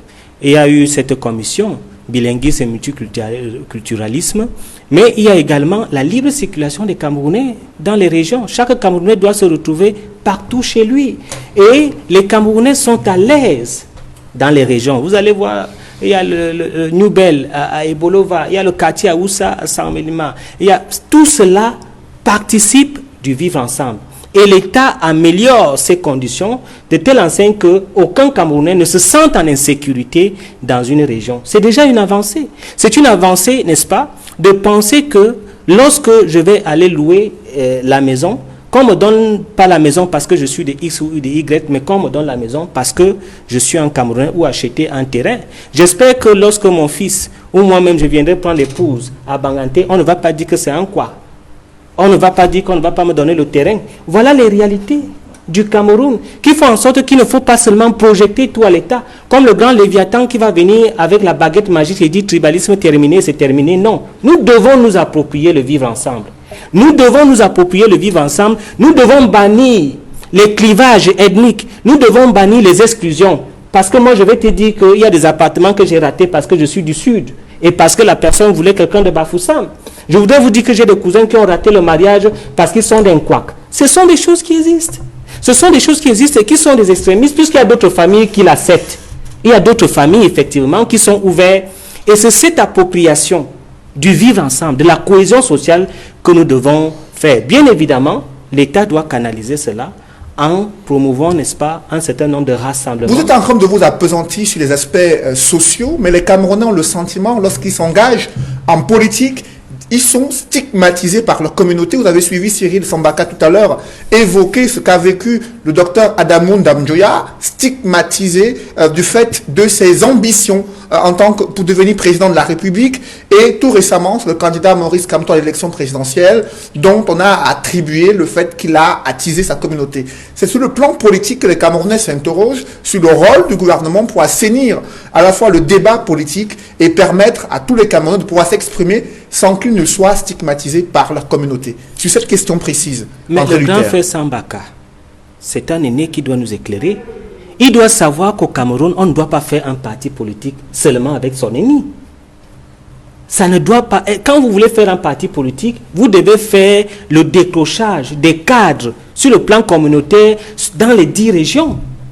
Et c'est ce qui est stigmatisé. Lorsqu'un parti politique se crée à Ebolova, ou ça se crée à Bafoussam ou à Baham, c'est ça qui est stigmatisé. Et que les réunions se fassent en langue nationale, ça fait un problème. Moi, lorsque j'ai été leader des étudiants, j'ai eu maille à partir à constituer une liste du bureau exécutif des étudiants parce qu'on demandait tous les 10 régions. J'ai rencontré des gens que je ne connaissais pas, du nord-ouest, du sud-ouest, de l'ouest, qui sont venus dans le bureau et qui étaient une sorte de mosaïque de toutes les régions. C'est ce qui est demandé.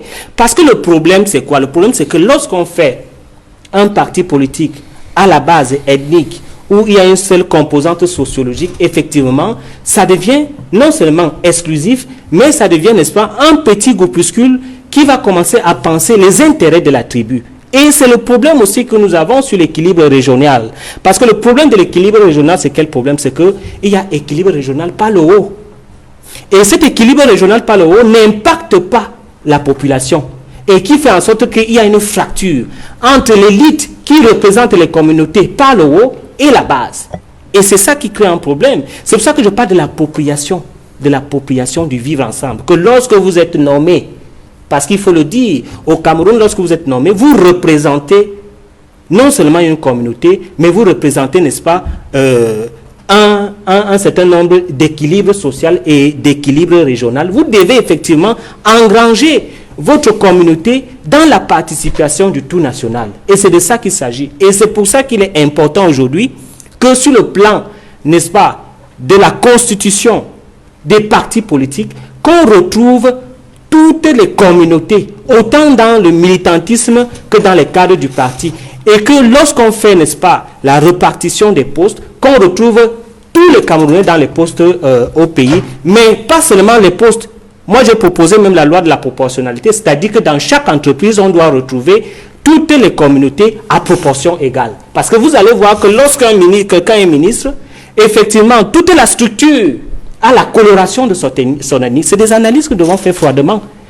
Et que lorsque on arrive à gérer ce pays, qu'on retrouve toutes les communautés. Parce que moi, je soutiens la thèse selon laquelle le problème social, ethnique, au Cameroun, en tant que cohésion sociale, en tant que fréquentation des communautés, n'est pas un problème. Le problème, c'est sur la compétition des avoirs des privilèges, où certains se sentent exclus et créent effectivement des mécanismes pour pouvoir s'imposer dans le partage du gâteau national. À votre suite, André Luther, j'aimerais également que vous puissiez vous exprimer sur les solutions durables pour mettre un terme à cette crise sociale et politique au Cameroun au regard des dérives tribales qui exposent le pays à une situation incontrôlable. Maître Roland Djehou, que faut-il faire pour sauver le Cameroun de ces dérives tribales?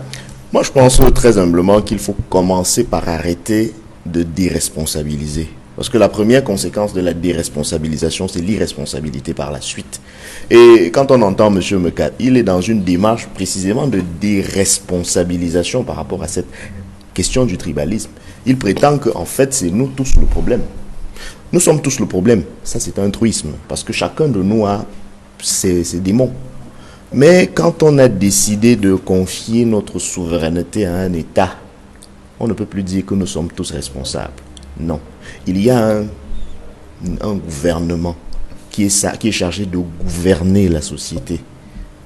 Et ça, vous le savez, M. Meka. C'est donc à ce gouvernement-là de prendre les mesures. Vous savez, dans le champ social, personne n'a jamais attendu la panacée.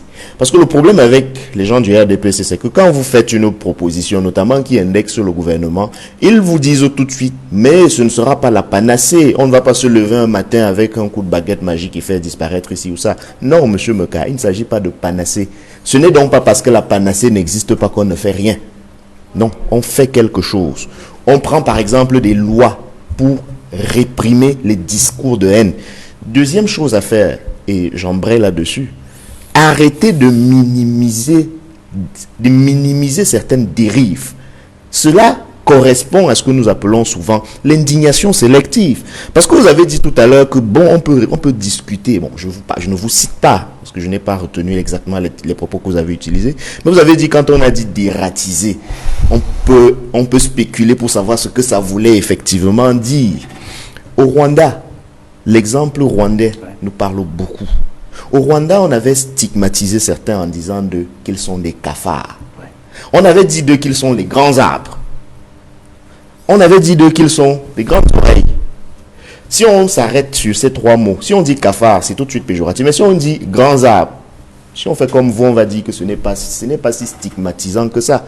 Mais les escadrons de la mort qui utilisaient les machettes se passaient le mot en termes de couper les grands arbres, Monsieur Meka. Donc arrêtez de minimiser sous fond d'hypocrisie tribalistique et d'indignation sélective. Je dis hypocrisie tribalistique, pourquoi? Parce que, et je crois qu'il faut qu'on le dise de manière ferme, au Cameroun, on a un problème d'hypocrisie. Chacun essaye de noyer son repli à lui, soit en accusant l'autre, soit en se taisant, soit en minimisant. De toutes les manières, dès que cela ne le concerne pas directement, on fait comme si c'est pas très grave. Et puis quand on se retrouve dans la situation de l'autre, on a le frisson. J'ai entendu M. Meka dire qu'il a le frisson quand il entend M. Nganan utiliser certains propos. Oui, c'est ça le don de donner du frisson, effectivement. Et c'est pour ça que nous condamnons les propos de M. Nganan. Mais sachez que quand vous êtes à Kumba et que quelqu'un dit qu'il faut nettoyer les anglophones, vous mettez quoi dans anglophone? Dans anglophone, vous mettez séparatiste. Vous mettez pro-gouvernement ayant eu le malheur d'être né à Kumba et donc d'être anglophone. Vous mettez tout et rien dans une phrase qui dit nettoyer les anglophones. Imaginez. Quand vous dites vous qui? Monsieur Meka, je crois que la courtoisie et la bienséance veut qu'on aille chacun jusqu'au bout de son propos sans se faire interrompre. Et vous insistez. Je vous laisse donc mon temps de parole. Je vous en prie, Roland. Je répondais en parlant des solutions. La minimisation dont vous avez fait l'illustration tout à l'heure. Et vous n'êtes pas... Et j'embraye sur d'autres exemples parce que vous n'êtes pas le seul à minimiser. Je dis donc que quand vous êtes dans cette posture-là, vous pouvez effectivement avoir du frisson dans le dos quand on dit qu'il faut nettoyer les anglophones. Le journaliste qui a été indexé était allé jusqu'à dire qu'on n'a même pas besoin d'aller les chercher bien loin. Ils sont ici à la biscuiterie, ils sont ici à Yaoundé. Vous imaginez à quel point les gens peuvent avoir froid dans le dos, Monsieur Meka, froid dans le dos, quand ils entendent de tels propos qui semblent les indexer, les stigmatiser. Il faut donc arrêter la minimisation et l'indignation sélective. Il faut qu'on se mette d'accord pour questionner la place de l'État dans ce débat-là. Et je l'ai dit tout à l'heure, arrêtez de déresponsabiliser parce qu'il y a bien un responsable de tout ça. L'exemple le plus simple, c'est une maison, c'est une famille. Vous ne pouvez pas dire que les enfants se chamaillent et que c'est leur faute. Si vous, le père de famille, vous ne sifflez pas la fin de la récréation, vous ne pouvez pas, majeurs, vous ne pouvez pas être dans la posture de celui qui dit « Oh, ces enfants, je leur ai déjà tout dit. Dans tous mes discours, je leur dis qu'ils doivent apprendre à vivre ensemble, etc. » Vous prenez des mesures. La plus simple mesure à prendre, c'est d'abord sur le plan réglementaire, légal et réglementaire. Il faut que le code pénal camerounais intègre une loi qui réprime les propos et les comportements haineux et tribaux. Parce qu'il y a une infraction dans le code pénal qui condamne les outrages aux races. Mais comme on est en matière pénale, l'interprétation est stricte. On ne peut pas assimiler race, attribut et religion et ethnie.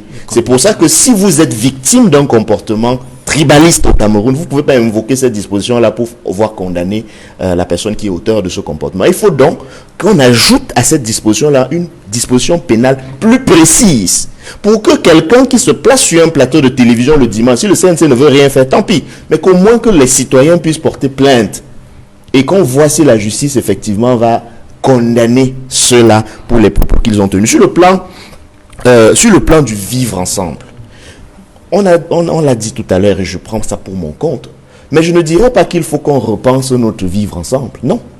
Je dirais qu'il faut qu'on pense notre vivre ensemble, parce que ce que nous avons aujourd'hui comme contrat social, c'est un malheureux legs colonial.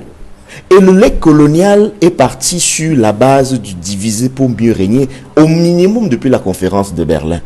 Et c'est sur cette base-là que les néocolons tropicalisés ont surfé depuis les indépendances. Et il vous souvient que c'est ceux qui ont combattu les indépendantistes qui ont fini par gouverner nos enclos coloniaux après les indépendances.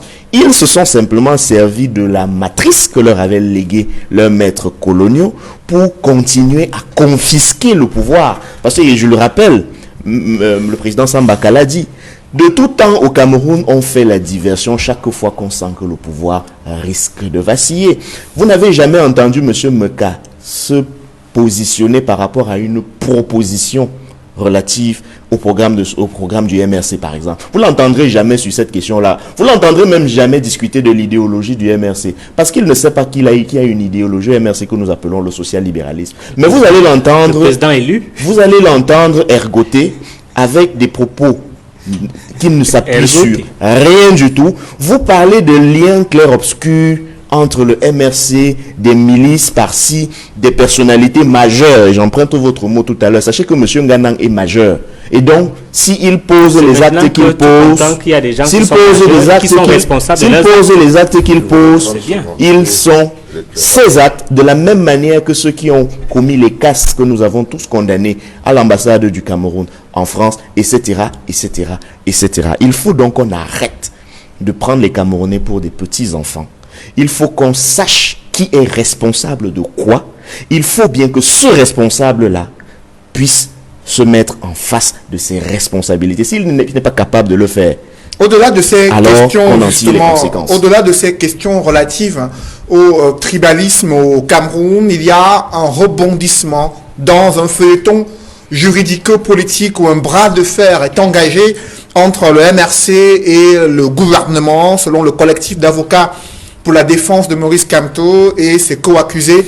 Le juge d'instruction militaire a abandonné les poursuites contre 62 personnes en les notifiant d'une ordonnance de non-lieu partiel. Maître Roland Djiou, que s'est-il passé? Comment en est-on arrivé là? On voudrait avoir des précisions. Alors, ce que je dois dire, c'est que mon propos aura deux pans. Le premier pan, c'est une sorte d'explication de ce qui s'est passé avant le contexte, disons, politique. Il se trouve que le juge d'instruction qui était chargé de cette affaire a décidé de rendre une ordonnance de règlement de son instruction. Il estime qu'il est arrivé au terme de son travail qui est d'instruire.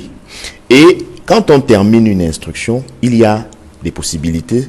On peut estimer qu'il y a suffisamment de charges contre les personnes qui étaient mises en cause, qui étaient poursuivies. À ce moment-là, on les renvoie devant une juridiction de jugement à travers une ordonnance de renvoi.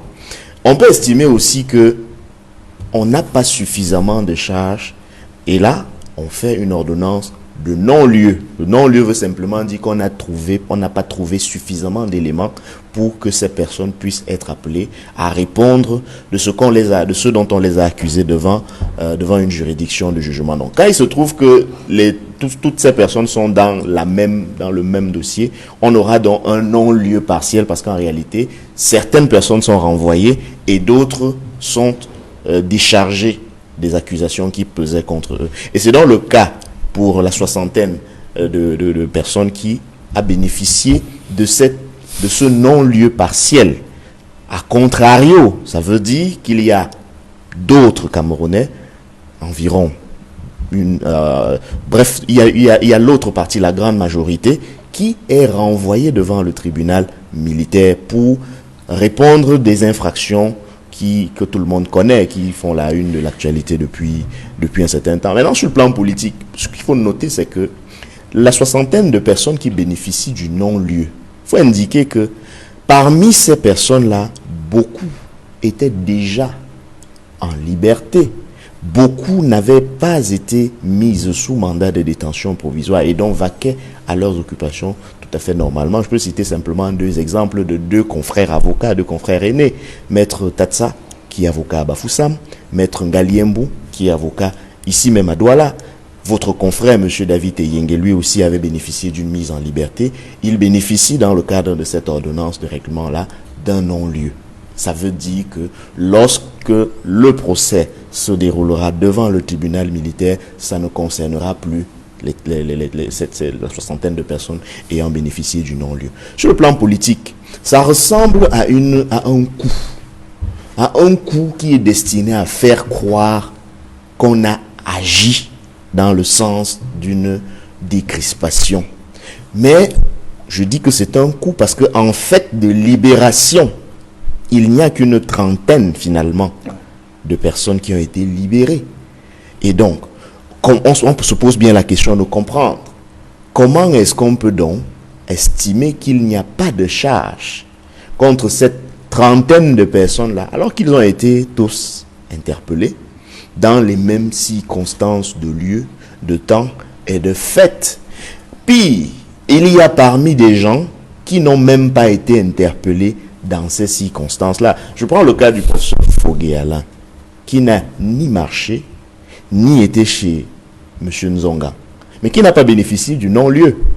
On se demande donc, et là c'est la justice, dit-on, souvent, qui nous dira ce qu'il en est de son cas, mais on a quand même des raisons de se poser des questions sur la justesse de cette justice finalement, qui en plus, en rendant cette ordonnance de non-lieu, décide de retenir en quelque sorte sa compétence en tant que tribunal militaire, peut juger des personnes qui sont, et nous tous nous le savons, qui sont des civils, ceci en violation flagrante de toute notre hiérarchie des normes juridiques. Parce que quand je dis de nos lois ou de notre droit, ce n'est pas suffisamment fort pour qu'on voit à quel point le droit est bafoué, violé dans cette affaire. Justement. Si on commence à la Constitution, au Code pénal lui-même en son article 2, les instruments internationaux que nous avons ratifiés, la jurisprudence camerounaise en la matière, parce que, vous allez me pardonner, on pouvait se poser la question de savoir quel est le juge compétent pour apprécier de la conformité d'un instrument, d'une norme inférieure à un traité international, à un instrument international. Mais il y a une jurisprudence de la Cour suprême du Cameroun qui règle la question en estimant que, en tout cas, elle règle la question en posant le principe qu'une norme inférieure, incompatible ou contraire à un traité ne peut recevoir application. Et donc, c'est le traité qu'il faut appliquer. En se prononçant ainsi, la Cour suprême reconnaît d'abord sa propre compétence, a décidé de contrôler la conformité d'une norme inférieure à un traité et pose un principe qui est garanti par l'article 45 de la Constitution. Donc, il y a tout cela qui fait Et qu'on peut se pourtant, poser il y a un énormément de procès questions. qui doit s'ouvrir dans les tout prochains jours. Maurice Kamto, ses alliés politiques des cadres du MRC renvoyés en jugement devant le tribunal militaire de Yaoundé. Edmond Kanga, après 6 mois passés en détention provisoire, c'est une nouvelle étape dans ce feuilleton juridico-politique où il y a un bras de fer entre le MRC et le gouvernement. Effectivement, M. Noufele, c'est une nouvelle étape, une nouvelle évolution dans le dossier de l'affaire connue comme l'affaire MRC et le gouvernement. C'est comme ça que l'on l'appelle dans la presse. Un peu comme en ce qui concerne l'assainissement des finances publiques, on avait parlé de l'opération Épervier. Mais ici, il s'agit d'une affaire politique. Pour mieux comprendre ce qui s'est passé, il y a un volet politique et effectivement il y a un volet juridique. Le volet politique est lié au contexte politique national et international. Je voudrais commencer par le volet juridique, embrayer le pas à Maître Roland Diéou. Je commencerai par la fin de son propos. Pour revenir à la Constitution du Cameroun, l'article 45, il a évoqué cet article. Je voudrais que les téléspectateurs sachent quel est le contenu de l'article 45 de la Constitution du Cameroun. Les accords et traités ou conventions internationales régulièrement approuvées et ratifiées ont une autorité supérieure aux lois. Fin de citation. Si je m'en tiens à ça, et je reviens à la décision qui a été prise, qui permet, à travers l'abandon de poursuites, de libérer à peu près 39 personnes en définitive sur la soixantaine concernée, le juge qui décide de se déclarer compétent pour juger de l'affaire, pour les autres qui ont été retenus au tribunal militaire, prend sa décision en violation de la Constitution. Article 45 de la Constitution. En violation des accords et traités régulièrement ratifiés et approuvés par le Cameroun. Et avec le risque énorme qui a une autorité supérieure aux lois, y compris le code pénal, parce qu'il y a le code pénal qui a également été violé. Article 2. Article 2 du code pénal qui a été violé. C'est-à-dire qu'il y a 2 violations en fait dans cette décision. L'article 2 du code pénal et l'article 45 de la Constitution. On ne peut pas comprendre sur le plan juridique les motivations réelles du juge à décider de juger au tribunal militaire les civils qui ont été retenus dans le cadre de l'affaire MRC. C'est une interrogation de taille sur laquelle il faudra probablement que l'on revienne pour discuter davantage, parce que la conséquence est que le Cameroun se met au banc de la communauté internationale, parce qu'il viole le droit international, il viole le droit positif camerounais. Maintenant, sur le plan politique, en relation avec le contexte national et international, je commence par le contexte international. Vous me voyez revenir à Genève. Le chef de l'État revient de Genève, dans les conditions que tout le monde sait. On ne sait pas s'il a achevé son séjour ou s'il a été prié de retourner au Cameroun.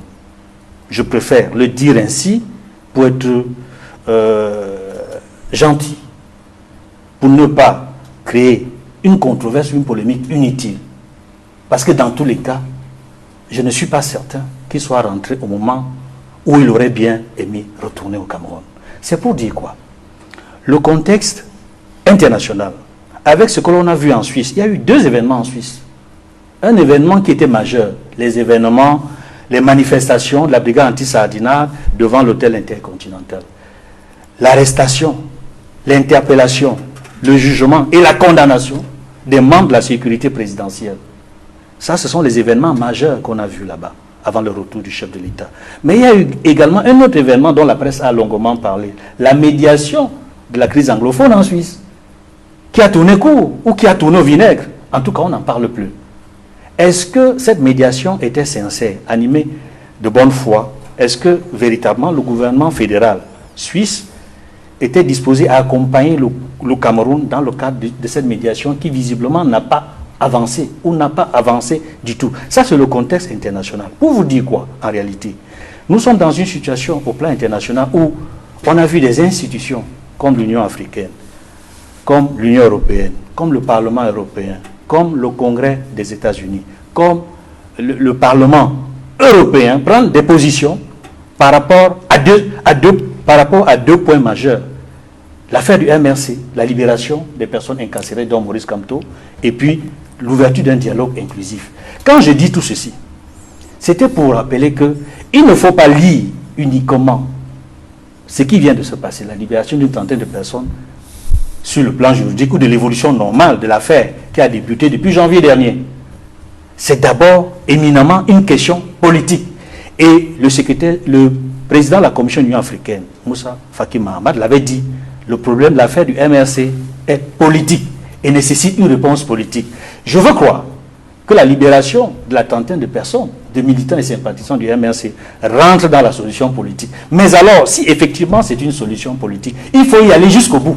Libérer toutes les personnes incarcérées, tous les prisonniers politiques incarcérés dans le cadre de l'affaire du MRC. Ça, c'est la réserve que je pourrais apporter. Maintenant, au plan national, puisque je parle de l'international au national, M. Paul Biya a été interpellé longuement par la société civile, par les partis politiques, sur la nécessité de décrisper l'atmosphère politique. Et nous voulons penser, peut-être, que c'est peut-être une décision. Parce que quand il y a l'abandon de poursuite, il faut y voir d'une manière ou d'une autre. Parce que c'est vrai que c'est juridique, mais il y a des motivations politiques qui peuvent amener à procéder à l'abandon de poursuite. Et pour cela, je pense que ce qu'il convient de faire aujourd'hui, par le chef de l'État et son gouvernement, c'est de faire en sorte que cette affaire du MRC, qui pourrit, n'est-ce pas, l'ambiance politique, le paysage politique depuis plusieurs mois, depuis le début de la crise post-électorale, je veux dire depuis le 8 octobre 2018, il faut en finir. Il faut libérer toutes les personnes incarcérées. Il ne faut pas s'arrêter à une trentaine de personnes. Il faut les libérer tous. Et éviter la décision qui a été prise par le juge. Il n'est pas encore tard.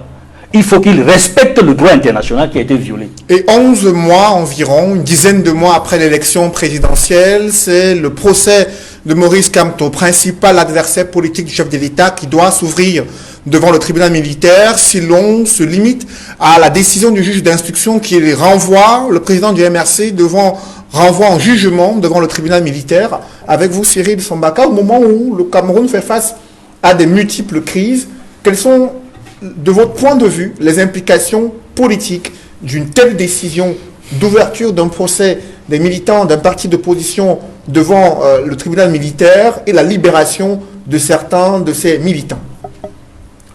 Cédric Noufélé, j'ai envie de vous dire qu'à l'époque, on fouettait les leaders politiques, les militants. Aujourd'hui, on les incarcère. Et puis la justice fait son travail comme il peut, parce que ce n'est pas la première fois que nous voyons la justice camerounaise évoluer comme ça, avec ses lenteurs. Il y a même des investisseurs qui ne veulent pas venir ici, hein, parce que la justice camerounaise ne répond pas aux normes internationales. Donc je ne pense pas qu'on fera de M. Kamto une exception. Ils vont aller dans ce qu'ils savent faire, c'est-à-dire prendre leur temps qu'ils veulent, décider quand ils veulent. Mais je voulais, si vous le permettez, donnez-moi 30 secondes quand même, parce que j'ai été interpellé par mon fils Meka, n'est-ce pas, et qui sollicitait quelques éclairages. S'agissant du parti auquel j'apprends, je suis le premier vice-président national, j'aimerais dire à M. Meka que pour éclairage, il doit savoir que dans le sud, l'UDC est fortement implanté et que l'UDC avait gagné des élections municipales à Olamze et à Kiossi, par exemple. Il y a une forte communauté Bamoun de ce côté. Il peut le vérifier. Il peut le vérifier. Oui, c'est une forte communauté. Je vais vous dire, parce que vous demandez un éclairage. Oui. Et que le responsable Elekam là-bas, tout comme le sous-préfet, avait demandé à nos représentants qu'est-ce qu'ils viennent faire dans le sud. Et qu'il y a un ministre du Sud qui leur avait dit, et ils sont là, ils peuvent témoigner, qu'est-ce que vous venez chercher dans la cuisine du chef de l'État. Et quand les votes ont été massifs, c'est par camion qu'on a renvoyé les communautés Bamoun, de Kiossi, n'est-ce pas, vers le Noun. Je crois que vous connaissez cette histoire. Non, lui au moins là, connaît cette histoire. Donc il y a eu tout ça. À l'extrême nord, quand l'UDC gagne une mairie et que le sous-préfet appelle le président national pour lui dire « Félicitations, vous avez eu la mairie de mairie », n'est-ce pas? Qu'est-ce qui se passe? Le lendemain, on nous dit « Ben non, c'est à recommencer ». Et on prend toute... C'est pour ça que le problème de l'ethnie pose problème au Cameroun. Parce que toute la nomenclature du Grand Nord s'est retrouvée dans une toute petite commune comme ça, parce qu'il fallait recommencer les élections. Et quand on a recommencé les élections, vous pouvez imaginer ce qui s'est passé. Donc nous avons perdu une commune à l'extrême nord comme cela. Pour terminer à M. Meka, que nous, à l'UDC, nous croyons à la valeur des hommes, à la valeur des idées, n'est-ce pas? On part sur le principe des idées. Moi, je suis d'une CAM, n'est-ce pas? Je vous dis que ce qui m'anime dans la politique, c'est les idées. N'est-ce pas? C'est les programmes, c'est les propositions. On va y arriver un jour, parce que le véritable frein de notre émancipation et de l'émancipation du peuple camerounais, c'est justement d'instrumentaliser, de mettre le tribalisme dont on parlait tout à l'heure. Donc voilà, maintenant pour terminer, je voudrais dire que quand on connaît le Cameroun, quand on sait les précédents, les antécédents, on ne peut pas être étonné de voir comment les choses se passent aujourd'hui. Parce que le tribunal militaire, vous voyez, moi, j'ai jamais intégré que les problèmes politiques devaient se passer au tribunal. Mais renseignez-vous, dans les années 90-91, ben, ils étaient hospitalisés. Vous êtes leader, on vous dit que vous êtes dans un pays où il y a la démocratie, où il y a le multipartisme, mais on fouette les leaders. Ouais. Ça s'est fait ici au Cameroun. Oui, ici à Douala. Ici à Douala, on nous a envoyé des gaz lacrymogènes à partir des hélicoptères. Moi, je pense que c'est une continuité. Mais c'est la raison principale pour laquelle on dit quel est donc le bilan après tout cela. Est-ce qu'il n'est pas temps de s'asseoir et signer ensemble un nouveau contrat social où le Cameroun sera fait par tous et pour tous? C'est de ça qu'il s'agit aujourd'hui. Après vous, André Luther Meka, une trentaine de militants du MRC libérés après un non-lieu partiel, d'autres comparaissaient déjà libres devant cette juridiction, du moins devant le juge d'instruction militaire, et un procès annoncé au regard de la décision prise par le juge d'instruction, Maurice Kamto, ses cadres du MRC, ses alliés devant le tribunal militaire. Quelle est votre analyse de cette évolution de la situation concernant ce parti politique? Je voulais d'abord rassurer les Camerounais, en tant que digne fils du Sud, dire que la grande communauté Bamoun qui réside à Olamze et notamment à Kiossi se porte très bien. Et c'est la classe qui tient, n'est-ce pas, les affaires dans cette zone-là. C'est-à-dire que la communauté Bamoun fait fleurir ces travaux. Ce sont des opérateurs économiques très très dynamiques et très vaillants. Ils n'ont aucun problème. Et de mémoire digne fils du Sud, je n'ai jamais suivi cette information que le président Sambaka venait de donner. C'était un éclairage. Cette communauté vit dans la cohésion sociale. Je voudrais aussi être fier du fait que on constate aujourd'hui que la justice fait son travail, parce que vous-même vous l'avez dit à votre entame qu'il y a eu un non-lieu. Ça veut dire que le juge d'instruction a fait le travail qu'il fallait. Je voudrais dire que le débat fondamental qui existe est le débat, n'est-ce pas, sur le respect des lois. Et je tiens à rappeler ici que la Constitution du Cameroun de 1996, en son préambule, énonce l'attachement du peuple camerounais aux libertés fondamentales inscrites dans la Déclaration universelle des droits de l'homme, la Charte des Nations unies et la Charte africaine des droits de l'homme et des peuples, et toutes les conventions, n'est-ce pas, ratifiées, qui notamment donnent des principes de respect à la liberté d'expression, la liberté d'association, la liberté de communication. Ça veut dire que le préambule camerounais le reconnaît. Mais lorsque le Cameroun adhère à ces principes de liberté fondamentale, et les pays doivent adapter cela à leur contexte politique. Il est important de dire aux Camerounais que ces lois sont encadrées par une loi au Cameroun sur la loi sur les régimes des réunions et des manifestations de 90/55/19 décembre 1990, qui demande effectivement qu'à chaque réunion, qu'il y ait, n'est-ce pas, une déclaration préalable. Je dis bien déclaration préalable. Et la loi va plus loin en disant, n'est-ce pas, que l'autorité administrative peut consigner un autre lieu ou alors changer l'itinéraire ou l'interdire. C'est important de le souligner. Et que tous les contrevenants à cela qui peuvent changer soit l'objet, soit, n'est-ce pas, enfreindre à cette interdiction sont effectivement condamnés de 15 jours, je crois, à 6 mois, et une amende, n'est-ce pas, de 5 000 francs à 100 000 francs. Et devant quelle juridiction? Parce que c'est pour dire le débat, c'est sur je suis d'abord sur le premier principe. Je suis d'abord sur le premier principe du fait que ceux qui enfreignent à la loi doivent effectivement, n'est-ce pas, être passibles d'une certaine condamnation. Donc, tout ce qui marche sans autorisation, sans déclaration, se heurte à la rigidité de la loi. Il faut que ce soit clair. Il faut que ce soit effectivement clair. Bon, vous avez donc, c'est pour vous dire que sur le plan général, toutes ces conventions sont encadrées dans les lois au Cameroun, selon le contexte camerounais. Et je crois qu'il y a une loi en France également qui punit tout ce qui marche sur la voie publique sans déclaration. Je voudrais donc également dire que lorsque vous regardez les mobiles, les raisons, il y a hostilité à la patrie. Il y a hostilité à la patrie. Insurrection, dégradation, n'est-ce pas, des édifices publics. Et ça, c'est, n'est-ce pas, des motifs extrêmement graves. Comme effectivement, vous pouvez le constater que tous ceux qui font le vol à main armée sont jugés au tribunal militaire. Donc c'est pour dire aux Camerounais quoi, c'est pour dire que je ne voudrais pas verser dans un certain nombre de déclarations ici que le dossier est extrêmement lourd.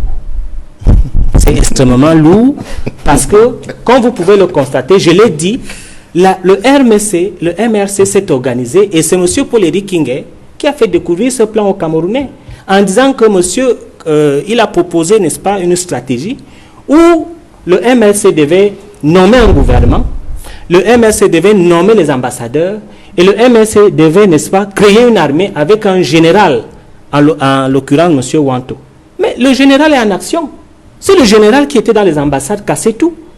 Et lorsque vous voulez aujourd'hui qu'on parle de liberté, on est d'accord. Mais M. Kamgia, il faut parfois se projeter à la place de l'autre. Vous êtes chef de l'État et un parti politique s'organise pour nommer les ambassadeurs, déloger les ambassadeurs et mettre à sac les ambassades et vous demandez qu'ils soient libérés.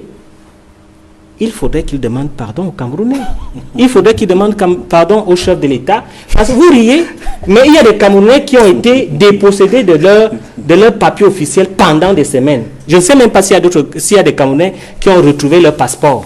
Donc il est important de dire que c'est effectivement des effets Mais très graves. jusqu'ici, le gouvernement n'a pas communiqué sur une enquête ouverte à l'ambassade du Cameroun en France ayant établi la responsabilité des casseurs et les liens qu'ils auraient avec le mouvement pour la défense du Cameroun. Comment comprendre ce silence sur cette question et voir le tribunal militaire avancer dans ce dossier? Lorsqu'on parle d'hostilité à la patrie, je pense que ceux qui comprennent le français, parce que moi j'ai toujours l'habitude de dire que les mots sont des totems qui murmurent aux oreilles des initiés, peuvent comprendre de quoi il s'agit. Parce qu'hostilité à la patrie, ça a un contenu. C'est effectivement un contenu.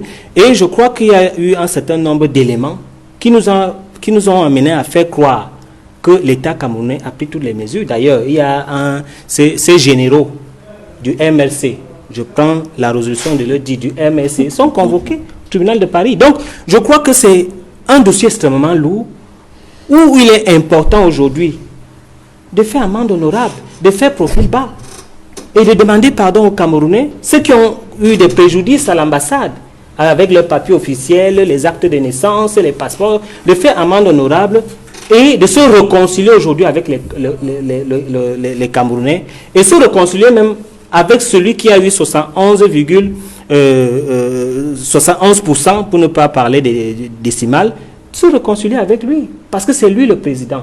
Et aujourd'hui, je suis d'accord qu'il faudrait effectivement que la justice suive son cours, mais je suis d'accord que si le président Maurice Kamto reconnaît ses fautes, demande pardon au président Paul Biya, moi je vais militer à ce qu'effectivement il soit libéré. Mais il faut qu'on reconnaisse d'abord la faute, parce que celui qui ne reconnaît pas sa faute fait preuve, n'est-ce pas, de mauvaise foi. Après vous, André Luther, Maître Roland Diouf, le bureau du porte-parole de Maurice Kamto a relevé dans cette ordonnance des incongruités concernant les chefs d'inculpation à l'encontre de ceux qui sont renvoyés en jugement devant le tribunal militaire. Pour autant, André Luther Meka estime que le président du MRC, Maurice Kamto, doit demander pardon aux Camerounais, au chef de l'État, et sa clémence pourrait permettre sa libération.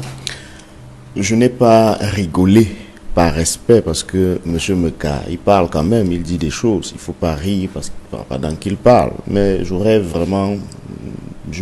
J'ai fait des efforts pour ne pas en arriver là. J'aimerais lui poser la question, on est coupable de quoi quand on brûle les effigies d'un parti politique en plein Marois, lorsqu'on est une personnalité publique? Il me semble que c'est la brigade anti-Sardina qui avait fait ça aussi, non? Parce que ils sont subitement tous muets par rapport à certaines choses qu'on a pu voir ici au Cameroun. Les mots ont un sens, c'est vrai. Hostilité contre la patrie, ça a effectivement un sens. Manifestation publique aussi. Insurrection, j'en passe. Quand au Cameroun, on réussit à créer des synonymes qui n'existent pas, on fait croire aux Camerounais que chaque fois qu'ils manifestent, ils sont en train de faire une insurrection. Ça veut dire qu'on a vraiment des problèmes avec les intellectuels camerounais. Il faut qu'on le dise. Bon, vous comprenez maintenant le tribunal militaire, hostilité oh à la là patrie. là, c'est pas possible. Bien. Manifester, et M. Meka a rappelé le texte qui encadre les manifestations. Quand bien même on fait l'objet d'une manifestation interdite, d'abord c'est le tribunal civil, enfin de droit commun, parce que quand on dit civil, ça peut prêter à confusion. C'est le tribunal d'ailleurs de première instance, parce que c'est un délit. Pour mémoire, dans la même affaire, certains de nos camarades arrêtés le même jour, par exemple à Yaoundé, ont été jugés et condamnés. Ça, peut-être M. Meka ne le sait pas. Angelbert Lebon d'Achua, que vous connaissez bien, faisait l'objet de poursuites devant le tribunal de première instance de Yaoundé Centre Administratif, pour les mêmes faits. Lui, il est justiciable d'un tribunal de droit commun, alors que Christian Pendaekoka, lui, est justiciable d'un tribunal militaire pour les mêmes faits. M. Meka nous enseigne aujourd'hui que parce que le dossier serait lourd. Alors, s'il est si lourd que ça, M. Meka, comment se fait-il que vous soyez le seul à le voir, à voir sa lourdeur? Parce que on fait le lien, l'hostilité est liée probablement à ce qui s'est fait en France. En France même, la procédure n'est encore qu'aux convocations. Vous avez déjà un dossier lourd au Cameroun. Arrêtons de nous mentir à soi-même. Arrêtons ça. Vous savez, et monsieur me quand même souvent prendre l'exemple de la France, qui semble-t-il est son horizon indépassable, infranchissable, parce qu'on a souvent l'impression que si quelque chose se fait en France, ça cautionne ce qu'on fait au Cameroun. J'aimerais convoquer la pratique parlementaire anglaise, britannique. Là-bas, il y a un gouvernement en place, il y a un shadow cabinet. Ça a toujours été comme ça. C'est-à-dire que le leader de l'opposition en Angleterre nomme son gouvernement, qu'ils appellent le gouvernement fantôme, le shadow cabinet. Pour mémoire, M. Meka, depuis quand est-ce que vous êtes inquiet? Je dis à supposer que les propos de Paul-Éric Kinguet soient ce sur quoi ils se fondent pour parler de la lourdeur du dossier. À supposer, parce qu'il s'agit quand même d'une vidéo qui a circulé sur les réseaux sociaux.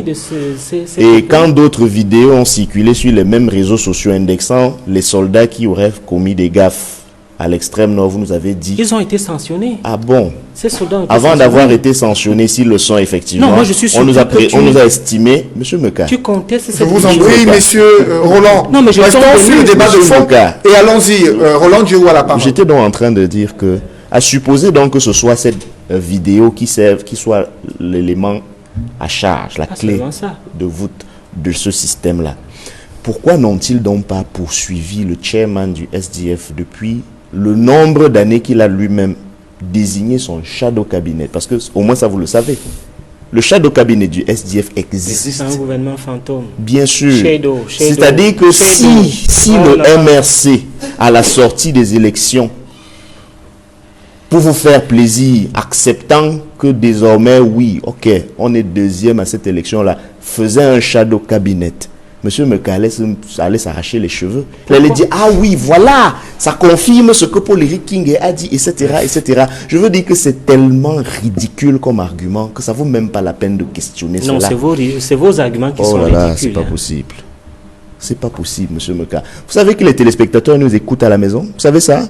Et vous savez que c'est très désobligeant de se faire interrompre à toutes les secondes. Vous avez déjà les sous-préfets qui interdisent les manifestations. N'en rajoutez pas, je vous en prie. N'en rajoutez pas. Laissez les Camerounais s'exprimer. Laissez-nous parler. C'est ça qui vous fait le plus mal, la parole. La parole, monsieur Noufélé. Ils ont mal. Et il a dit tout à l'heure, quand on reconnaît une faute, quand on ne reconnaît pas sa faute, on est de mauvaise foi. C'est bien de l'avoir dit, M. Meka. Est-ce que M. Biya a déjà reconnu ses fautes dans la gestion de la crise anglophone? Est-ce qu'il est de bonne ou de mauvaise foi, selon vous? Est-ce que depuis 37 ans de médiocratie, on a déjà un jour reconnu la faute du système auquel vous appartenez? Non. Êtes-vous de bonne ou de mauvaise foi? Et vous venez donner des leçons de bonne foi sur des plateaux de télévision. Arrêtez un peu cela pour revenir un peu au fil conducteur de la question que vous avez posée tout à l'heure.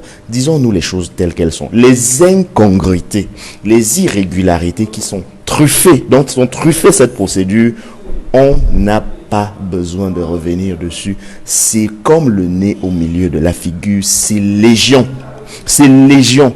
Et de toutes les façons, et si vous avez lu le communiqué du collectif d'avocats commis à la défense de nos camarades, ils ont bien indiqué qu'ils vont faire usage de toutes les voies de recours. On poursuit Madame Doki, vous êtes au courant, pour tentative d'immigration clandestine. Tentative d'immigration clandestine. Je ne suis pas dans le dossier. Je ne peux pas vous dire si il y a des éléments, mais certainement que M. Meka, lui, il a déjà les éléments. Il sait que c'était pour des raison fondée qu'elle est renvoyée devant le tribunal militaire, M. Meka, pour tentative d'immigration clandestine. Évidemment, entre autres chefs d'accusation, parce qu'elle aussi, on la poursuit pour hostilité contre la patrie, insurrection, attroupement, etc. Question, comme on est responsable au Cameroun de ce qui se passe en France ou à l'ambassade de France, les 5 membres de la garde rapprochée de M. Biya, qui ont été condamnés en Suisse par la très officielle justice suisse. Qui est responsable? Qui les a envoyés? S'il faut parler trivialement. Qui est responsable de ces actes que eux, ils ont commis sur le journaliste suisse? S'il faut faire ce genre de contorsion pour trouver des liens, et si M. Meka n'est pas de mauvaise foi, il devra au minimum reconnaître que M. Biya est le responsable de de ces 5 personnes qui ont commis ce que la justice suisse a déjà entériné dans le marbre d'une décision de justice, c'est-à-dire les avoir condamnés. Bon, il bénéficie de son immunité, on ne le poursuivra pas pour ça, mais au moins du point de vue de la dialectique, du débat, de la logique, monsieur Meka, arrêtez les leçons de bonne foi et tout ce que vous dites là. Si vous n'êtes pas capable de retirer la paille qui est dans votre œil, commencez par là et on discutera sereinement. Un bras de fer qui va se poursuivre, on l'observe, entre le parti au pouvoir, le RDPC, et le mouvement pour la renaissance du Cameroun, au moment où les Camerounais attendent des solutions concrètes aux multiples problèmes qu'ils rencontrent au quotidien. Edmond Kambia, ce rebondissement, ce procès annoncé dans les tout prochains jours devant le tribunal militaire, et les regards tournés vers le président de la République qui a des leviers qui lui permettent de pouvoir agir dans une telle affaire, et pourtant ça dure depuis une dizaine de mois, ça cristallise l'intérêt sur la place publique et des problèmes plus importants sont relégués au 4e plan. Edmond Kambia. Oui, hélas, les problèmes plus importants sont relégués à d'autres plans, parce qu'en réalité le Cameroun a trop de problèmes, à commencer par les problèmes sécuritaires à ses frontières. À l'extrême nord, Boko Haram, depuis au moins 2014, ça fait 5 ans, sinon 6 ans, que nous combattons Boko Haram. Et on a vu, à un moment donné, on a cru qu'il y avait une certaine accalmie, mais il y a eu une attaque à Darak qui nous a montré que les militants de cette nébuleuse-là ne sont pas endormis, et cela nécessite la vigilance de nos forces de défense et de sécurité. On est dans une guerre inutile, dans une guerre fratricide qui n'a pas lieu d'être dans le nord-ouest et le sud-ouest depuis bientôt 3 ans. Et sur cette guerre-là, ça ne dépend que du gouvernement d'y mettre fin. Et tout le monde connaît la solution. Il faut le dialogue national inclusif qui est recommandé au plan national comme au plan international. Il y a, au niveau de la frontière de l'Est, de la région de l'Est, c'est-à-dire le Cameroun et la Centrafrique, avec l'instabilité que nous connaissons en Centrafrique, il y a des velléités, n'est-ce pas, sécuritaires de ce côté-là, qui ne sont pas terminées. Il faut faire très attention. Donc, quand on est acculé ici, et même dans la Damawa, on a vu, on a été obligé, n'est-ce pas, d'envoyer des forces de gendarmerie là-bas pour assurer, n'est-ce pas, la paix sociale, pour que les populations ne soient plus victimes des enlèvements, des rapts, ainsi que le bétail. C'est dire que au moins 6 régions du Cameroun se retrouvent dans une situation d'insécurité. Et il faut régler. Les problèmes sécuritaires sont des problèmes prioritaires.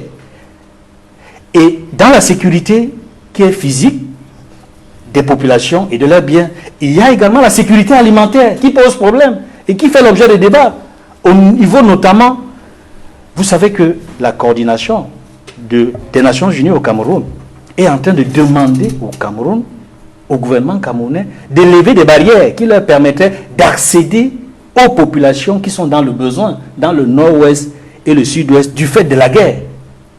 Et visiblement, à ce jour, ils n'ont pas encore de réponse, parce qu'ils ont apprécié les points focaux que le MINAT a créés au nord-ouest et au sud-ouest. Mais il s'agit d'aller plus loin que ça, parce qu'il y a des populations déplacées qui se retrouvent dans les forêts et qui ne peuvent pas être atteints par l'aide humanitaire, que ce soit l'aide humanitaire de l'ONU, que ce soit l'aide humanitaire du plan d'urgence national. Et ça suscite des interrogations. C'est la raison pour laquelle il est fondamental pour le gouvernement d'en finir avec les questions d'ordre politique. C'est-à-dire de régler au plus vite. Et le chef de l'État a la possibilité de mettre fin à tout ça. Il l'a déjà fait. À travers l'abandon de poursuites, 2 fois de suite. Mais en libérant très peu de personnes arrêtées dans le cadre de la crise anglophone. Il s'agit de les libérer tous aujourd'hui. De libérer également tous les prisonniers politiques, y compris ceux du MRC notamment, et d'ouvrir en toute légitimité le dialogue, et de donner raison à son Premier ministre, qui se retrouve aujourd'hui dans une situation embarrassante, parce que Dion Gouté ne sait pas s'il doit démissionner ou pas, parce qu'il a été contredit par son ministre. Et il attend la solution de son chef de gouvernement, il attend la solution du chef de l'État qu'il a désigné à ce poste-là. Est-ce que c'est moi qui parle, ou c'est le MINAT qui parle? Et à cette question, il n'y a pas de réponse. Mais dans l'évolution de la situation, on se rend compte, curieusement, que ce sont les positions du MINAT qui s'appliquent sur le terrain. Cela signifie que le Premier ministre n'a pas voix au chapitre. Et que, je pense définitivement, à après 9 sessions parlementaires, sans ouverture du débat sur la crise anglophone, sur la guerre au nord-ouest et au sud-ouest, je pense qu'il y a vraiment des reproches à se faire. 3 ans de crise anglophone, 9 sessions parlementaires, sans aucun débat officiel sur la crise anglophone. L'Union africaine aujourd'hui interpellée au moment où des critiques fusent sur la médiation suisse. Cyril Sambaka, c'est le clair-obscur autour de ce dialogue national inclusif tant attendu depuis près de 2 ans, au plus fort de la crise anglophone.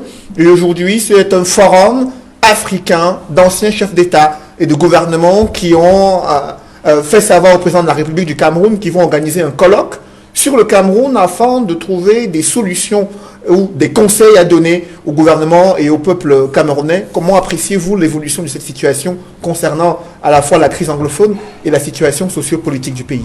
Je souhaite qu'ils aient plus de succès que le cardinal Toumi qui a voulu avant eux organiser des concertations.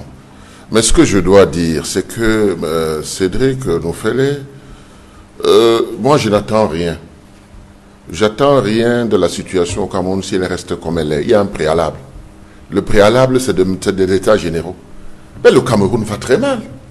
Mais est-ce qu'il faut le dessiner pour le comprendre? Vous voulez envoyer 5 francs à votre enfant? C'est pas possible, il n'y a pas de devise. Mais le Cameroun est malade. Le Cameroun est foutu là.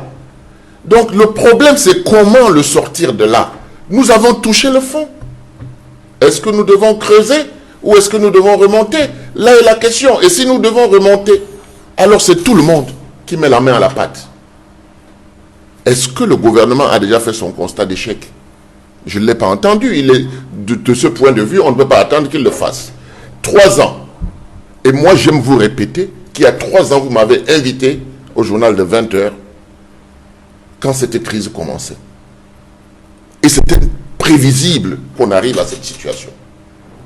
Et on y est. Et on n'en sortira pas tant que nous n'allons pas nous asseoir autour d'une table. Parce qu'on va diminuer le nombre des Camerounais. Parce que les Camerounais s'entretuent, mais ça ne va pas résoudre le problème.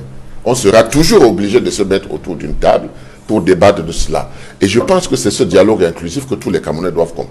Moi, je pense, à la limite, je me suis posé la question de savoir si il faut continuer à parler de ces choses ou bien mobiliser les jeunes Camerounais qui ont beaucoup d'avenir devant eux pour leur expliquer l'échec du Cameroun depuis les indépendances. Quel médiateur peut amener les différentes parties engagées dans les multiples crises au Cameroun à s'asseoir autour d'une table afin qu'ils puissent discuter ensemble? Cette crise n'a pas besoin de médiateur. Cette crise a besoin que le président Paul Biya, président du Cameroun, convoque, n'est-ce pas, les acteurs. Moi, je reviens sur la réunion tripartite. Elle a eu lieu ici, ça a décrispé, on a libéré les gens qui étaient en prison. Il y a eu les accords de la tripartite qui n'ont pas été respectés et nous sommes tombés dans la guerre anglophone parce que, précisément, le fédéralisme des régions qui semblait prendre corps à la réunion tripartite n'a jamais été appliqué. Même quand on... Il n'y a rien qui a été fait dans ce sens-là. Et on est arrivé à la situation que nous vivons. Le président de la République, il doit pouvoir prendre ça sur lui. Maintenant, s'il ne peut pas, il peut demander de l'aide. Il peut demander de l'aide. Il y a des Camerounais qui sont rompus à la médiation. Ce n'est pas parce que je suis dans l'UDC, mais le docteur Adamou Ndamdio l'a fait pour l'Afrique du Sud, avant que Mandela ne sorte de prison. Il a été médiateur, il a réuni les Sud-Africains en Allemagne, où ils ont trouvé une issue. Donc, il y a des médiateurs au Cameroun. Il y a des gens qui peuvent le faire. Il suffit d'être humble. Parce que, voyez-vous... Le président de la République doit être humble pour... Je vous dis, hein, ce n'est pas de sa faute. Passez 36 ans au pouvoir et voyez les gens se coucher là, pour que vous passez sur eux, vous allez vous confondre à un Dieu. Parce que c'est comme ça l'être humain. Et vous voyez tout ce qui nous arrive aujourd'hui. Nous nous rapprochons de notre instinct animal. Alors que nous devons développer des idées pour booster le Cameroun. Quand on voit tout cela, on se pose la question de savoir...